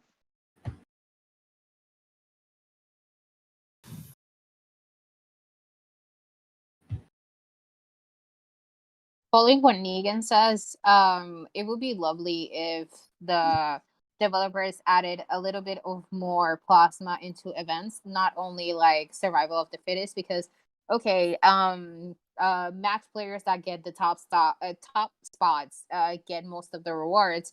What about the litter players? Because right now it takes a smaller player about a year and a half to even get closer to some good stats or get gear heroes that are decent, that will keep them afloat and not have them be soloed or zeroed by max players, right? So I'm pretty, and like Negan said, transparency between Kings Group and us, what will be coming for us in the future, that would be really great to know. Not have like they say something this week, then in 2 weeks we have a lot of new stuff, like let's say red gears and heroes and all of that, and they only just told us about it a week before.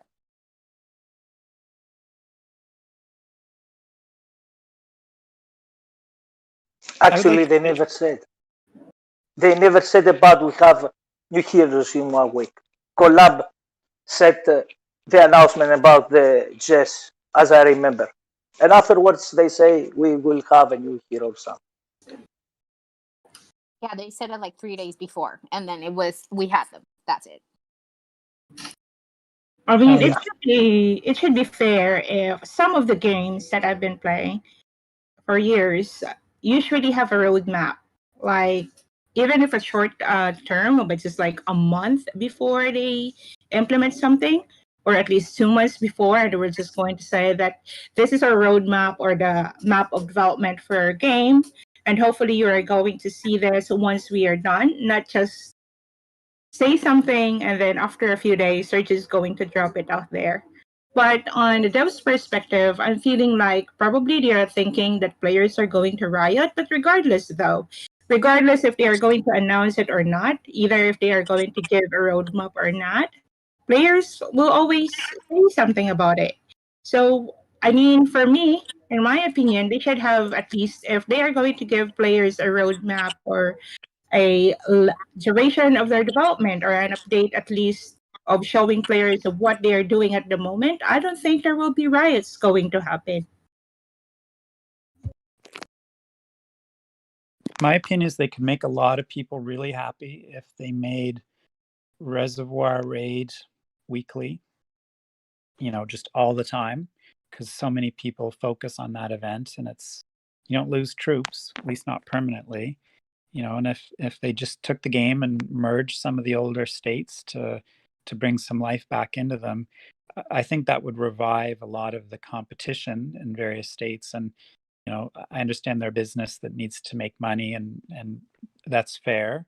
We go into this eyes wide open, but competition makes people spend. It makes people play, and when people are playing and engaged, they're going to invest, and it's going to be profitable for them if they do that.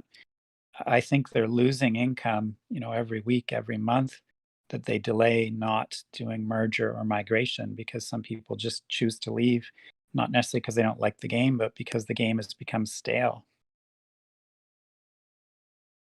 I think as long as the new states are creating like every 2 days or one day, I don't think developers are losing money. Once they stop creating new states pretty frequently, then I think they are starting to lose money. Right now, they are doing pretty good.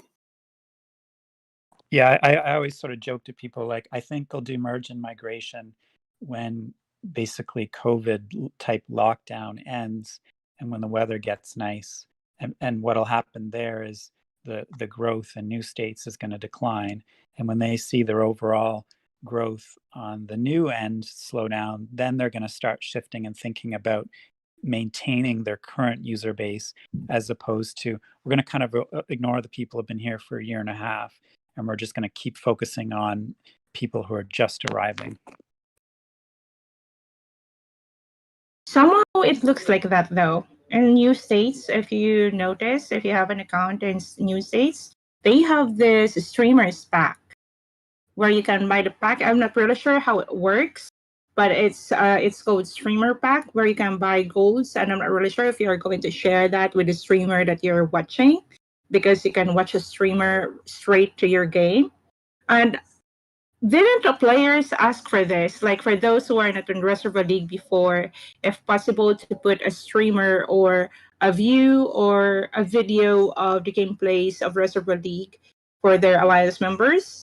But I think they changed that. They found a way on how to get money, I think, because they made that streamer pack and it allows streamers to stream, and then players can buy those streamers and packs with golds and silver.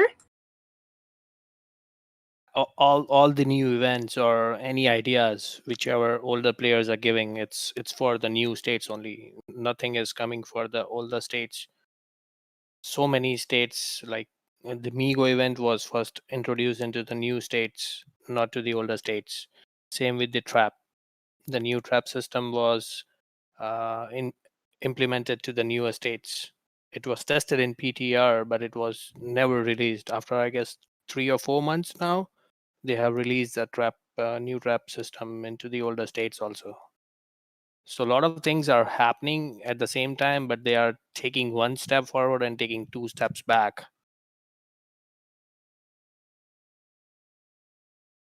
I think Trip had a great idea about the open water raid, where the alliance could challenge another alliance and just openly set a date for the Yeah, clash, exactly. Yeah. and then you could have that every Saturday, every Sunday, however you want. Just would give so much so much more satisfaction to the teams who are just, for example, waiting for one raid or waiting for SVS, and then here we would have some event like that slotted in the middle somewhere, where you could face, I don't know, you could face Trip, me, LDM guys, everybody can basically challenge each other. Yeah, actually, would actually be a very good event. yeah, doing that also, the developers are going to earn money in that also, because you are going to spend biocaps and speed ups. Yep, agree. And I just wanted to say we're just going to welcome Trip. Trip is listening to us right now, and it's actually in the voice Yeah, chat. sorry, Grandpa. I jumped into on your idea. Not throwing you under the bus, man. He explained the idea too many times. Hello, Trip. Hey guys, how's it going? Yeah, it's cool. It's cool, Megan. I'm actually glad you brought it up. Seriously, it's a good idea. Not just to keep players playing, but it will even it's a no-brainer. It will make the company even more money. Hell, I go through 300,000 biocaps just on a easy reservoir rate, on an easy match. So think about it. All they have to do is just add some reservoir rate bundles, add some whatever bundles they want to add, and just let us choose who we want to fight. I mean, I understand there is yeah, but you can't do that because you might want to fight your farm and earn rewards and all that. Well, just when it comes to battles like that, we don't want rewards. I personally, I would just literally just buy packs and go and fight, Geo. But it's a great idea if we could get like a lot of people to push for it. I think they might listen. Uh, but yeah, I don't know. For the past year, they just been ignoring me on it. So hopefully, you guys can have a breakthrough.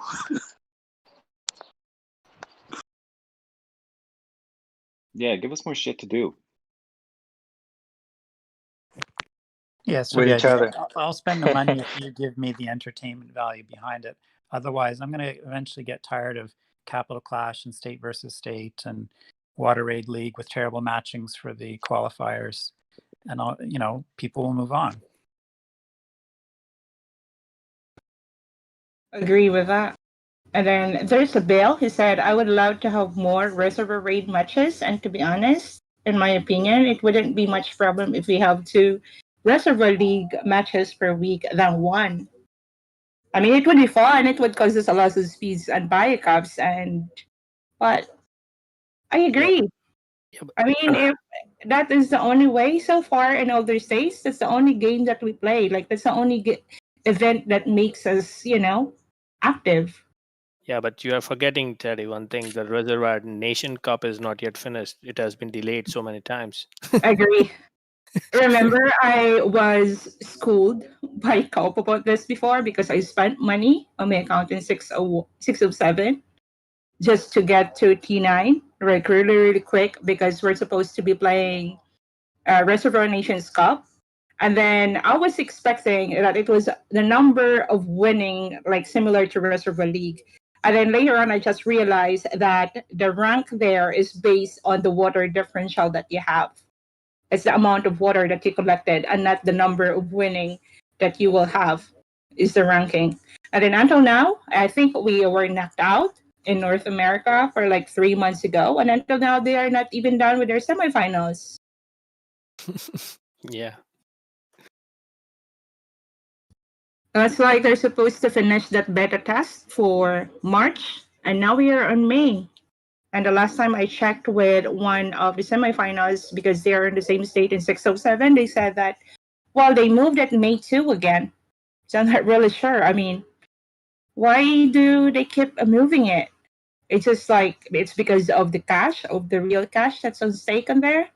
Like 10 grand, I think, for the first one, 5 and 3 grand for the third one. I think 10 or 10 and 5 for the winners.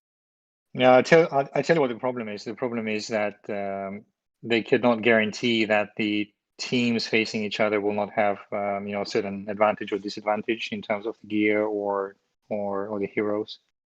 So might be that's why they're delaying. Yeah, if you're going to put money into esports for rewards, you better have an even playing field or people are going to be really, really upset. And that's, I think one of the core issues that we've been talking about today. The playing field is not equal based on certain releases of certain features. But budget on 607 and to 6112, though, they are like days apart. I'm not really sure if all of these states have the same features. But last time I checked with Core was a MWM, I think, and it said that they are having issues with the game itself while they are playing. There are things that they can't port out. There are things that they can't use their teleport or their settlement buffs. That's why it's been scheduled again. I'm not really sure. And I was like telling him that maybe just clear the feature. Every time you see a bug, just say it's a feature. I love that. Finding bugs and then calling it a feature. I mean, it is a good a good way to get out of things. But I don't know. I lost interest on this Nations Cup. Even though I was really looking forward to it, coming to all states. But seeing and hearing how many times they pushed it, it literally just means, yeah, they won't be able to manage it. They won't be able to they won't be able to keep it going. It might just be a one-off, but just my opinion anyway. I don't think that the National League is going to work in the all states. That's my personal point of view. I don't think it's going to work because we see the problems now in Raid League. We have minor teams or farm teams joining the Raid League or something. They must fix this. They must fix the way they adjust in the teams. It's okay. It's like a Champions League in football, but let's say, how about the biggest teams passed to the 32 without any round? Let's say the 16 best teams go to the finals, and afterwards you can set 16 more teams from the qualification area. That means more other teams have the odds to be there, not only the biggest from those 32 teams. Okay. Yeah, I agree. Like alliances like LDN that won, they had a match, was it last week or last time, against 3 players? Why show up kind of thing? For them, just skip them through to the playoffs, and then let alliances outside of the league do matches so that you're not just in the league and only in the league. You're in the league, but in between you can also do regular Reservoir Raid against equally scoring or equally scored alliances to pass the time. So they're not just twiddling their thumbs for a month until qualifiers are done.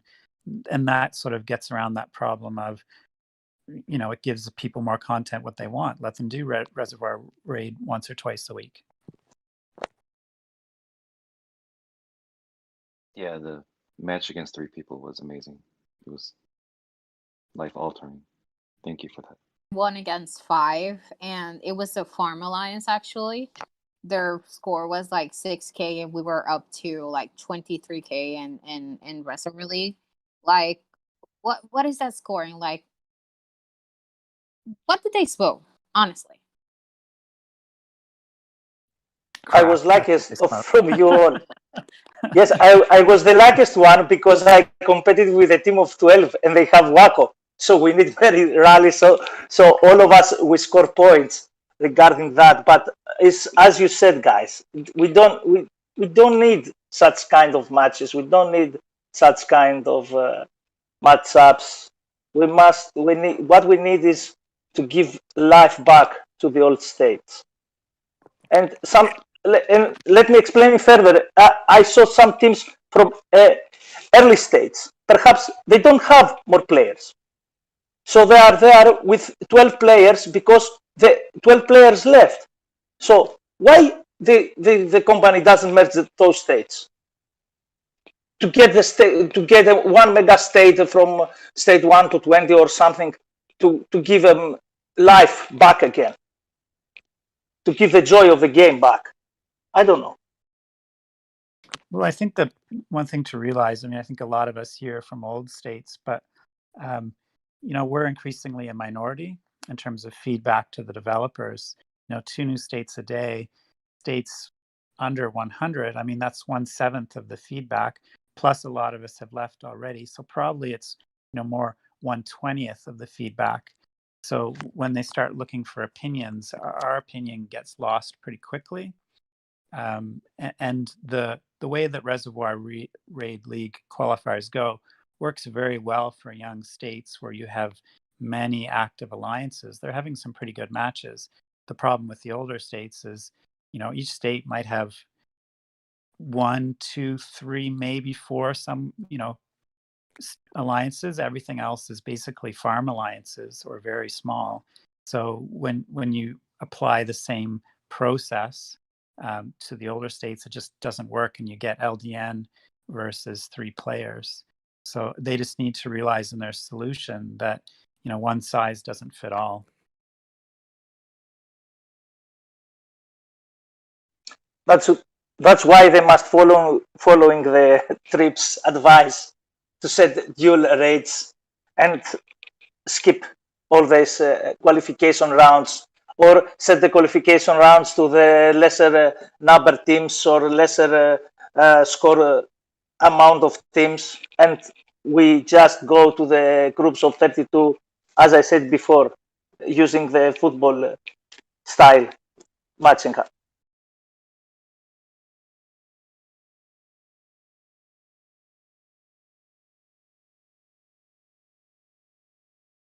But again, I think we can change, there's the actual problem and there's the symptom of the problem. The reason that old states are complaining about the quality of the qualifiers is really a symptom of the fact that old states need merge and migration so that we can combine to have fewer states but more healthy ones, and then that can give more healthy alliances to fill up the qualifiers.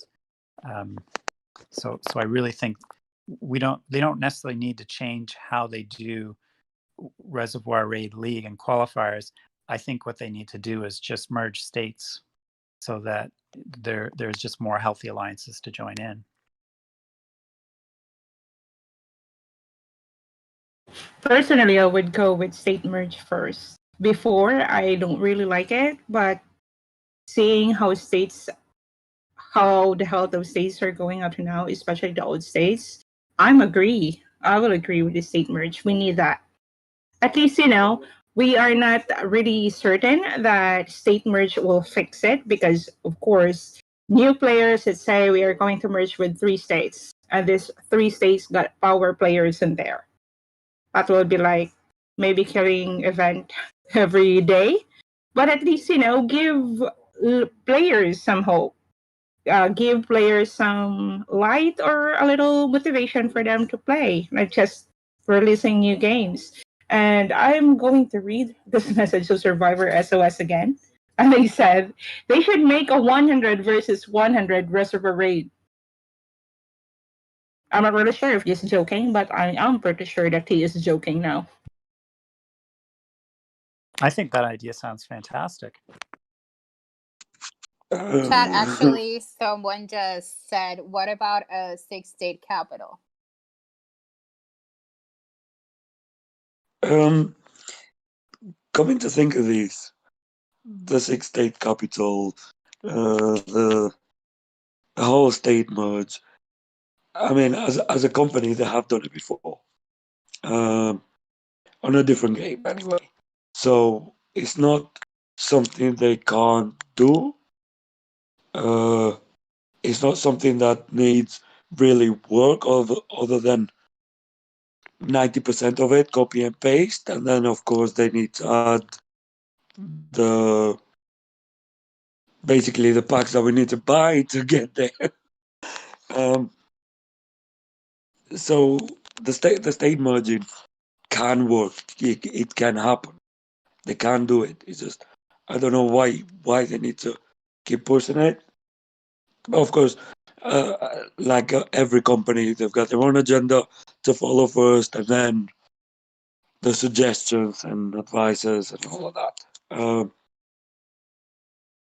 As for the 6-state capital, I have actually seen a game that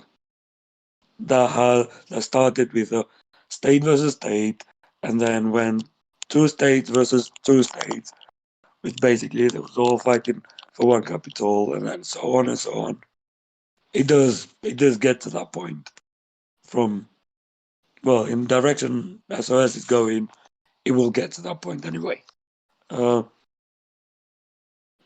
But I think personally, state mergers will actually bring a bit more excitement to the game for all states. Where, like, I'm only speaking for my state. We literally have rules.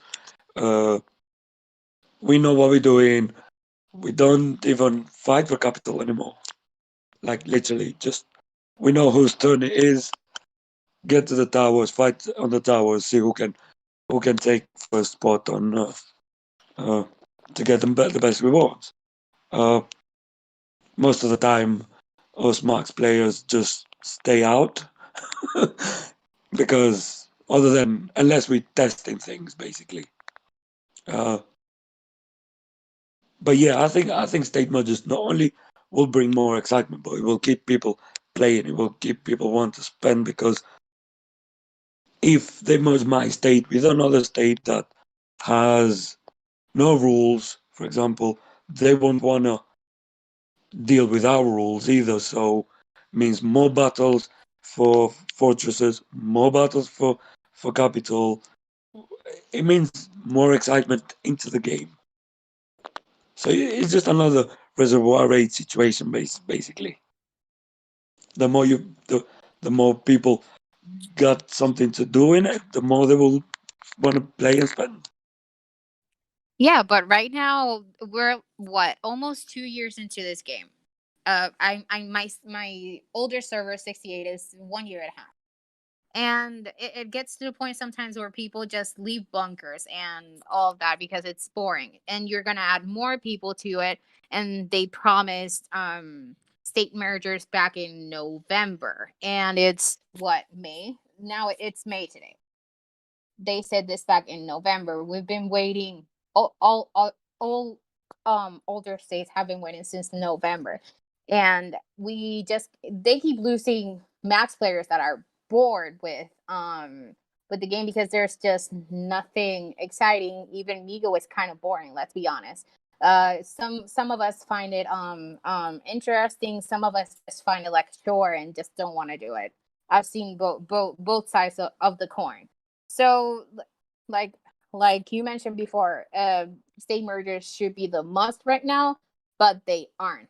The must for KG right now is just dishing out new states so the people in the older states move to that and stop spending on older states, but start spending on new ones.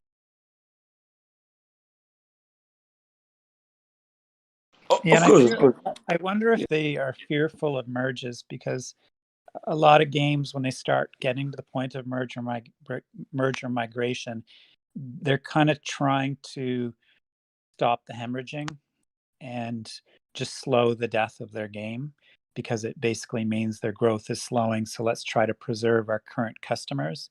Whereas right now, they're obviously very much in tune with marketing, The Walking Dead, in the new states with the getting streamers to get their streamer packs. Like they're really focused on growth as opposed to preservation of the people. Again, the old states were a small fraction now of the total player base in this game. So when it comes to who they want to appeal to, we're not them really. Sadly, it is the truth, though. Like they are giving more importance to the new states and not really the old states. Like if you're going to see how they market their game, like on every other game that you play, every ad is about SOS. Even if I'm playing SOS and my ads is giving me SOS. that I agree with, Teddy. I agree with. I've never like anything I do, SOS ad everywhere. Like I I'm just want to say not when I joking, guys. I've been playing a few games in between SOS, and every ads that I get, like like 4 out of 5 of that is SOS. They don't even look like SOS at all. I just want to It's say when I true. downloaded this game, fall of 2019 or whatever it was, I thought it was a tower defense game. Well, you I are thought defending the towers, Rocket, right? I I've thought never I was seen defending I've Cloak and never seen Comics. an ad for this game that actually shows the real game. I just want to raise the comment of some of the viewers here. Rodrigo said that MIGO event is perfect for 6 states capital, and then 7 of 9 said there are many problems of F2P players. I think where we are more F2P as pay to win players. If they don't fix the problem, the F2P will leave the game. At last, there will be no one left. What's your opinion on that, guys? May I reply to that? May I start? Yes. Regarding six-player SSVS. As I said before, if they don't attend alert zone to all capital class area, is gonna be a total disaster. Why? 4 blocks around the capital class is the area that someone can port. Okay, so the defended state can set the lower players in row 5 or row 6 around the capital class, and behind them they can set the bubble walls or whatever. So when a state is going to invade, it needs at least 3 or 5 seconds. If someone is very quick to push the button, join the other state, land someone random around the state, find the capital, and actually porting capital class area. That is going to take 3 to 5 seconds. So in that time duration, the defender have an advantage to cover all the red alert around of those 4 blocks. That means you're gonna face a big bubble wall. It's gonna be more devastating than as you're facing now. So when we say we like to have 4 parts or 6 parts SVS, we need all the capital class area be alert zone, a fog of war zone or something like that. Nobody can port there before 1 hour of capital class event is starting. As well as free-to-players, yes, I agree, because free-to-players are the backbone of the teams. Even those small players that don't have purple gears or something like that, they can give more to a team than the majority, because they're always there. They fill your allies. They try as much as for you, with you. They click the heals. For me, it's the real power of a healthy team, those players. And I agree with that point. We need not equality, because nobody is equal. We know we pay for the game, but at least we need to have equal or same standards in the game. No wackos in one state and no wackos in the other states. Let's have wackos in all the competitive states, less or none going to have wacko. If you understand my point of view. Thank you. Yeah, I agree about the red zone. I think red zone will help solve capital clash, your regular one, although people aren't doing a lot of shield farming, although my alliance has done that the last couple of capital clashes to the great frustration of our opponent, just because we know we won't be able to do it much longer. So I think it'll help with regular capital clash, but yeah, as you say, Gio, that few second time lag for invaders is going to almost completely nullify the benefits of the red zone unless they vastly expand it.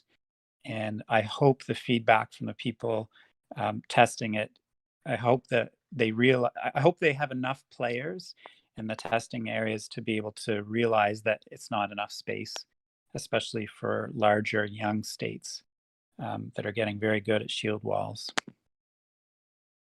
I just want to say that I sent that.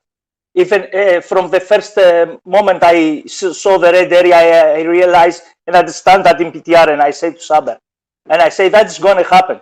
So if you don't want that happens, set all the capital class area as an alert zone, not only the 4 blocks. Yeah, I agree. I've seen a few players complain about it, because apparently the whole red area was meant to port you away from the capital. Obviously, this is not in PTR. This is in actual game. Some of the states actually doing state versus state with it, they basically said that it wasn't 1 hour before, like the game says. It was in fact 2 hours before before state class happened, that other state ported in to theirs and could take spots over at the capital. So I think they already messed up with that. But I'm not 100% sure. I just seen a couple of players complain about it. So Yeah, it was true. We can teleport crossover from 8 UTC. It was supposed to be, or it used to be 9 UTC. I don't know if it was intended change or not, but yeah, that's right. It happens. yeah, that's what I mean. It from what I've read, where it said 2 hours before all capital, all the red area will be cleared, and 1 hour, of course, people will be able to port in 1 hour before capital class starts, which is like all the shields will, anywhere in the red area, all the shields will go. But of course, the other state managed to port in 2 hours before, and you don't expect that. Even if you plan on defending, you're upsetting people basically because you're giving them the wrong information. Agree. And then Terry said they need to stop putting an SVS on top of Reservoir League, as a lot of players don't fight as much anymore because of Reservoir League.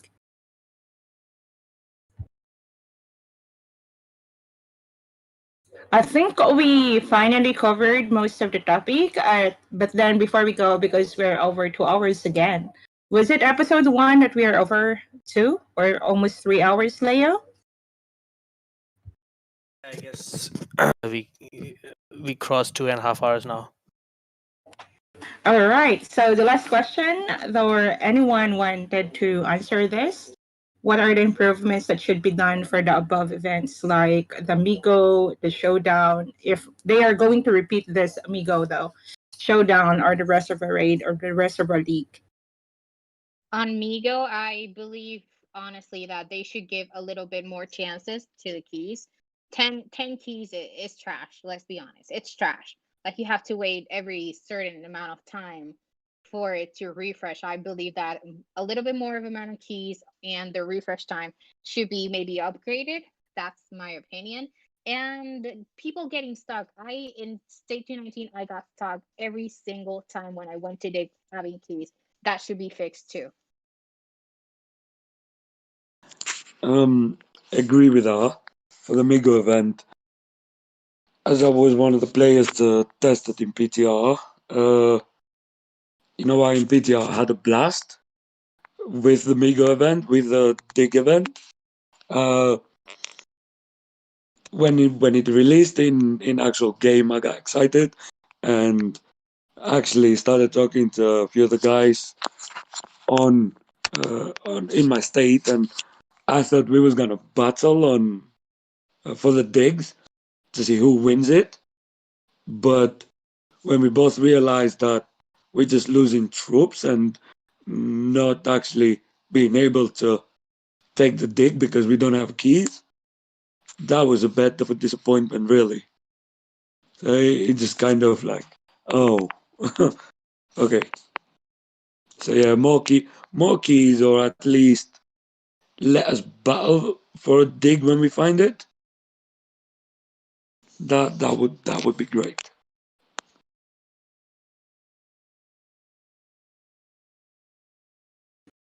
Anyone else? Nagan, Red, Culp, or Uncle Gio? Or Yeah. So MIGO, Showdown, and what else, Teddy? Which event? Reservoir Raid and League? Okay, Res Raid and the league.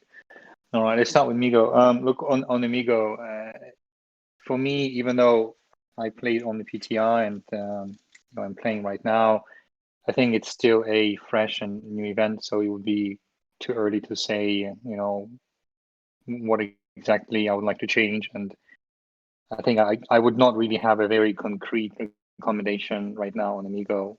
It's a new event, and I'm still assessing it. I think it would be good to actually understand on MIGO how those MIGO infos are allocated to the league tables. And so far, I don't really see a very clear explanation from the game team. It's still a mystery to me. I could explain the majority, of the points that got allocated to the league tables, but I'm still missing like 400, 420 points, which I cannot really explain where they come from or why I lost them in the league. So it would be really good to have a clarity on exactly how the leaderboards are produced. That's the only kind of thing I have right now on MIGO. It's a great event. I like it. I think people are again back to the screen on during the dig events, and the player engagement is significantly better, and I see a lot more motivation, in the alliance to actually rank high in MIGO and upgrade the station and get the buffs, etc. I like the event, but as I said, it's too new, and we still need to go through the other weeks of the tasks, and still need to see the underground missions, see how the the blood sport would be impacting the league tables, etc. So yeah, let's wait with the suggestions, I would say. On the showdown, and this is something that I've been consistently asking for a very long time. They really, really, really need to allow the R4s and R5 to shuffle the players before the registration closes. So that the simple arranging the lanes, for the showdown would be much more straightforward exercise. We wouldn't need to chase the players to, sign up for one lane or another. We wouldn't need to run the very complex calculations of, who goes where. Just allow the R4s and R5s to shuffle the players before the registration closes. I think that's what the showdown is missing. On the Res Raid, I think it's a great event. I don't think there are many changes that can be incorporated in it that would not break it. Maybe one tiny bit of the change that they could incorporate here would be to allow 20 reservists as opposed to 15. So basically, that would expand the number of the member of the alliances that could potentially be reserved for the game. But other than that, it's already a good event. I don't think they need to change much. And things like that, I would say if it's not broken, don't change it, right? And Rest Rate is not broken right now, so yeah. What was the last one, Teddy? The Reservoir League and Showdown and on Oh, the league. Yeah. On the league. There have been suggestions to separate the league between kind of the big alliances and the small alliances. But personally, I am opposing this. I mean, I don't want the people to think that there are some elite teams fighting with each other and they are above the rest. This could create unnecessary friction and put the kind of bigger teams in the spotlight, which I wouldn't like to be. Also, it might create certain friction between the team members inside the alliances. Who goes into the league, who is signed up, etc. I don't really feel that there is a very strong need to create different leagues for the RL. although the matchmaking between the teams, it does need to improve. And I don't really know what the algorithm are, and how they decide what teams faces what team, and how it's all calculated. But it just needs to improve. It needs to get better. I'm happy with the first season. It was a very good first run. I was fortunate enough to participate in two great teams, and I thoroughly enjoyed it. So this season, I think, yeah, it's not worse, I would say, than the previous season. But it's a little discouraging to go into the battle and face 2-3 players on the opposing side, and it's not what the event is built for, right? The event is built for an action, the adaptability, the rallies, challenging the opponent. It's not built for chasing one base across the map, and trying to catch it and burn it, right? I mean, that's really demotivating. I wouldn't like to see that in the playoffs, or in the next battle. So on the league, I guess the matchmaking needs to improve, and on the showdown, I already said. So that's my opinion. Thank you, Negan. How about Cobbs or Uncle Gio? You have your last take on the events, or even Red? For me, Reservoir League is really near and dear. It's my favorite event. I mean, please, if possible, fix the matchmaking. Qualifiers is so boring. And really, it's like, it doesn't really benefit the company as I see it, because I'm not going to spend money on battle packs to fight 3 people. Another suggestion would be allow regular league, so that, I mean, we have free to play players. We have players that are small spenders, and they deserve to play too. And they deserve to play, and they deserve to and they shouldn't have to leave the alliance to do that. And third suggestion would be like a champion versus champion from the different leagues.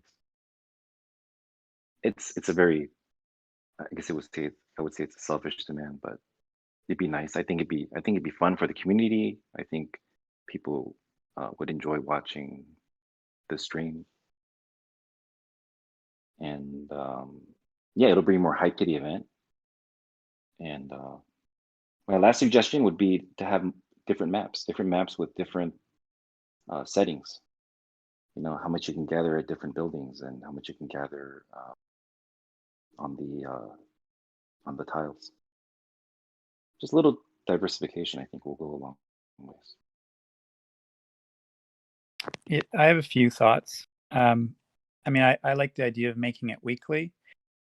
I like the idea of having almost a showdown type leaderboard, where you don't just get matched with alliances of equal score, but you actually get matched with alliances of equal performance. And I would like them to change how they do reserves. I would like to see more reserves. And to go really out there, I would like to see some sort of dynamic where if you left and a reservist came in, the person who left wouldn't lose their rewards. And so that would allow the reservist to be more part of the strategy. And it might even be cool to do something like, if you get burned, your settlement, you actually get kicked out and a reservist has to come in, and maybe you can't come back in for 10 minutes until somebody else is burned. And that would solve the participation issue and allow more people to be included. And just because you're burned, you wouldn't lose your rewards. You're out until 10 minutes, or you can get back in. Thank you, guys. And for me, I think if there are improvements that they should be done for the events, especially for the Reservoir League, I agree with all of your points. And at the same time, I wish, like what Rocket said, that they should have added more reservists in that, because out of 100 members in your alliance, you can only play like 40 or 45 for that one, and actually it's only 30 who can actually play.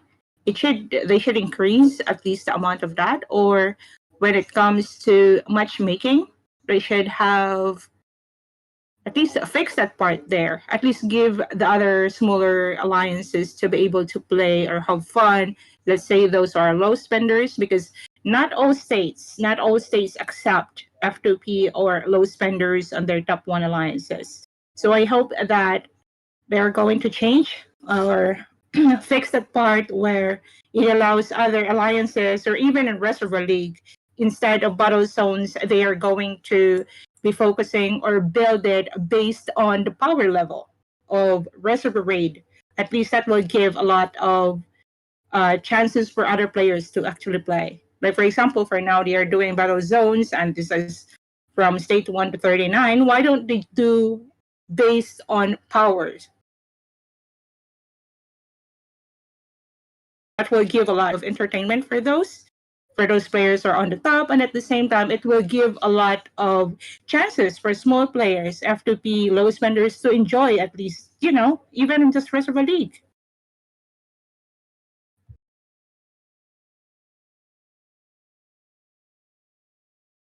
Uncle Gio, do you have your last take for this one before we go? Yes, I agree with other players said about. I agree with Rocket. I agree with Cobb. I agree about the showdown that the R4, R5 can move the players to the tires. That it's actually the best change that showdown can have. As for the raid, it's fine. They cover me with what they say. I just want to stand about what Cobb said about the competition of the champions. Yes, it's actually like football. Let's do it with how they call it, the, the Champions Cup, between the regions. Yes, why not? Why not?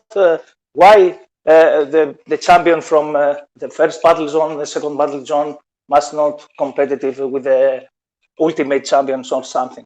It's fine. It's actually good, but also the topic about the small teams and the small players is accurate. We must give them floor to play. We cannot exclude someone out of the teams because he cannot go and play in Raid League. Let him play to Standard Reservoir or something like that. So I'd like to thank you all. Thank you for the podcast. I must go now. Thank you, Teddy. It's a great effort. Thank you, guys. Have fun. Thank you. All right. Thank you guys for sharing your knowledge, your ideas, and thank you for coming to the podcast. And next week, our topic will be about alliances in state health. So every week or every podcast, we will have different panelists. But you guys who are already a panelist already, you can just always come up and speak up for every episode that we have. And in behalf of the community, I just wanted to say thank you to all of you, Cobb, to Trip, to Dove, to Leo, to Nigan, to Red, to Jamie, as well as Red, and then for Uncle Gio for taking your time, for sharing your knowledge and speaking for the stream.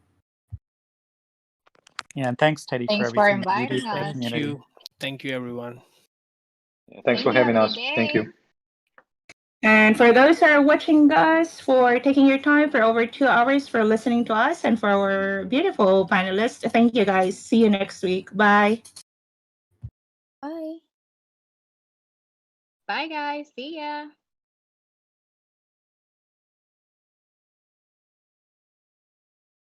Oh my God.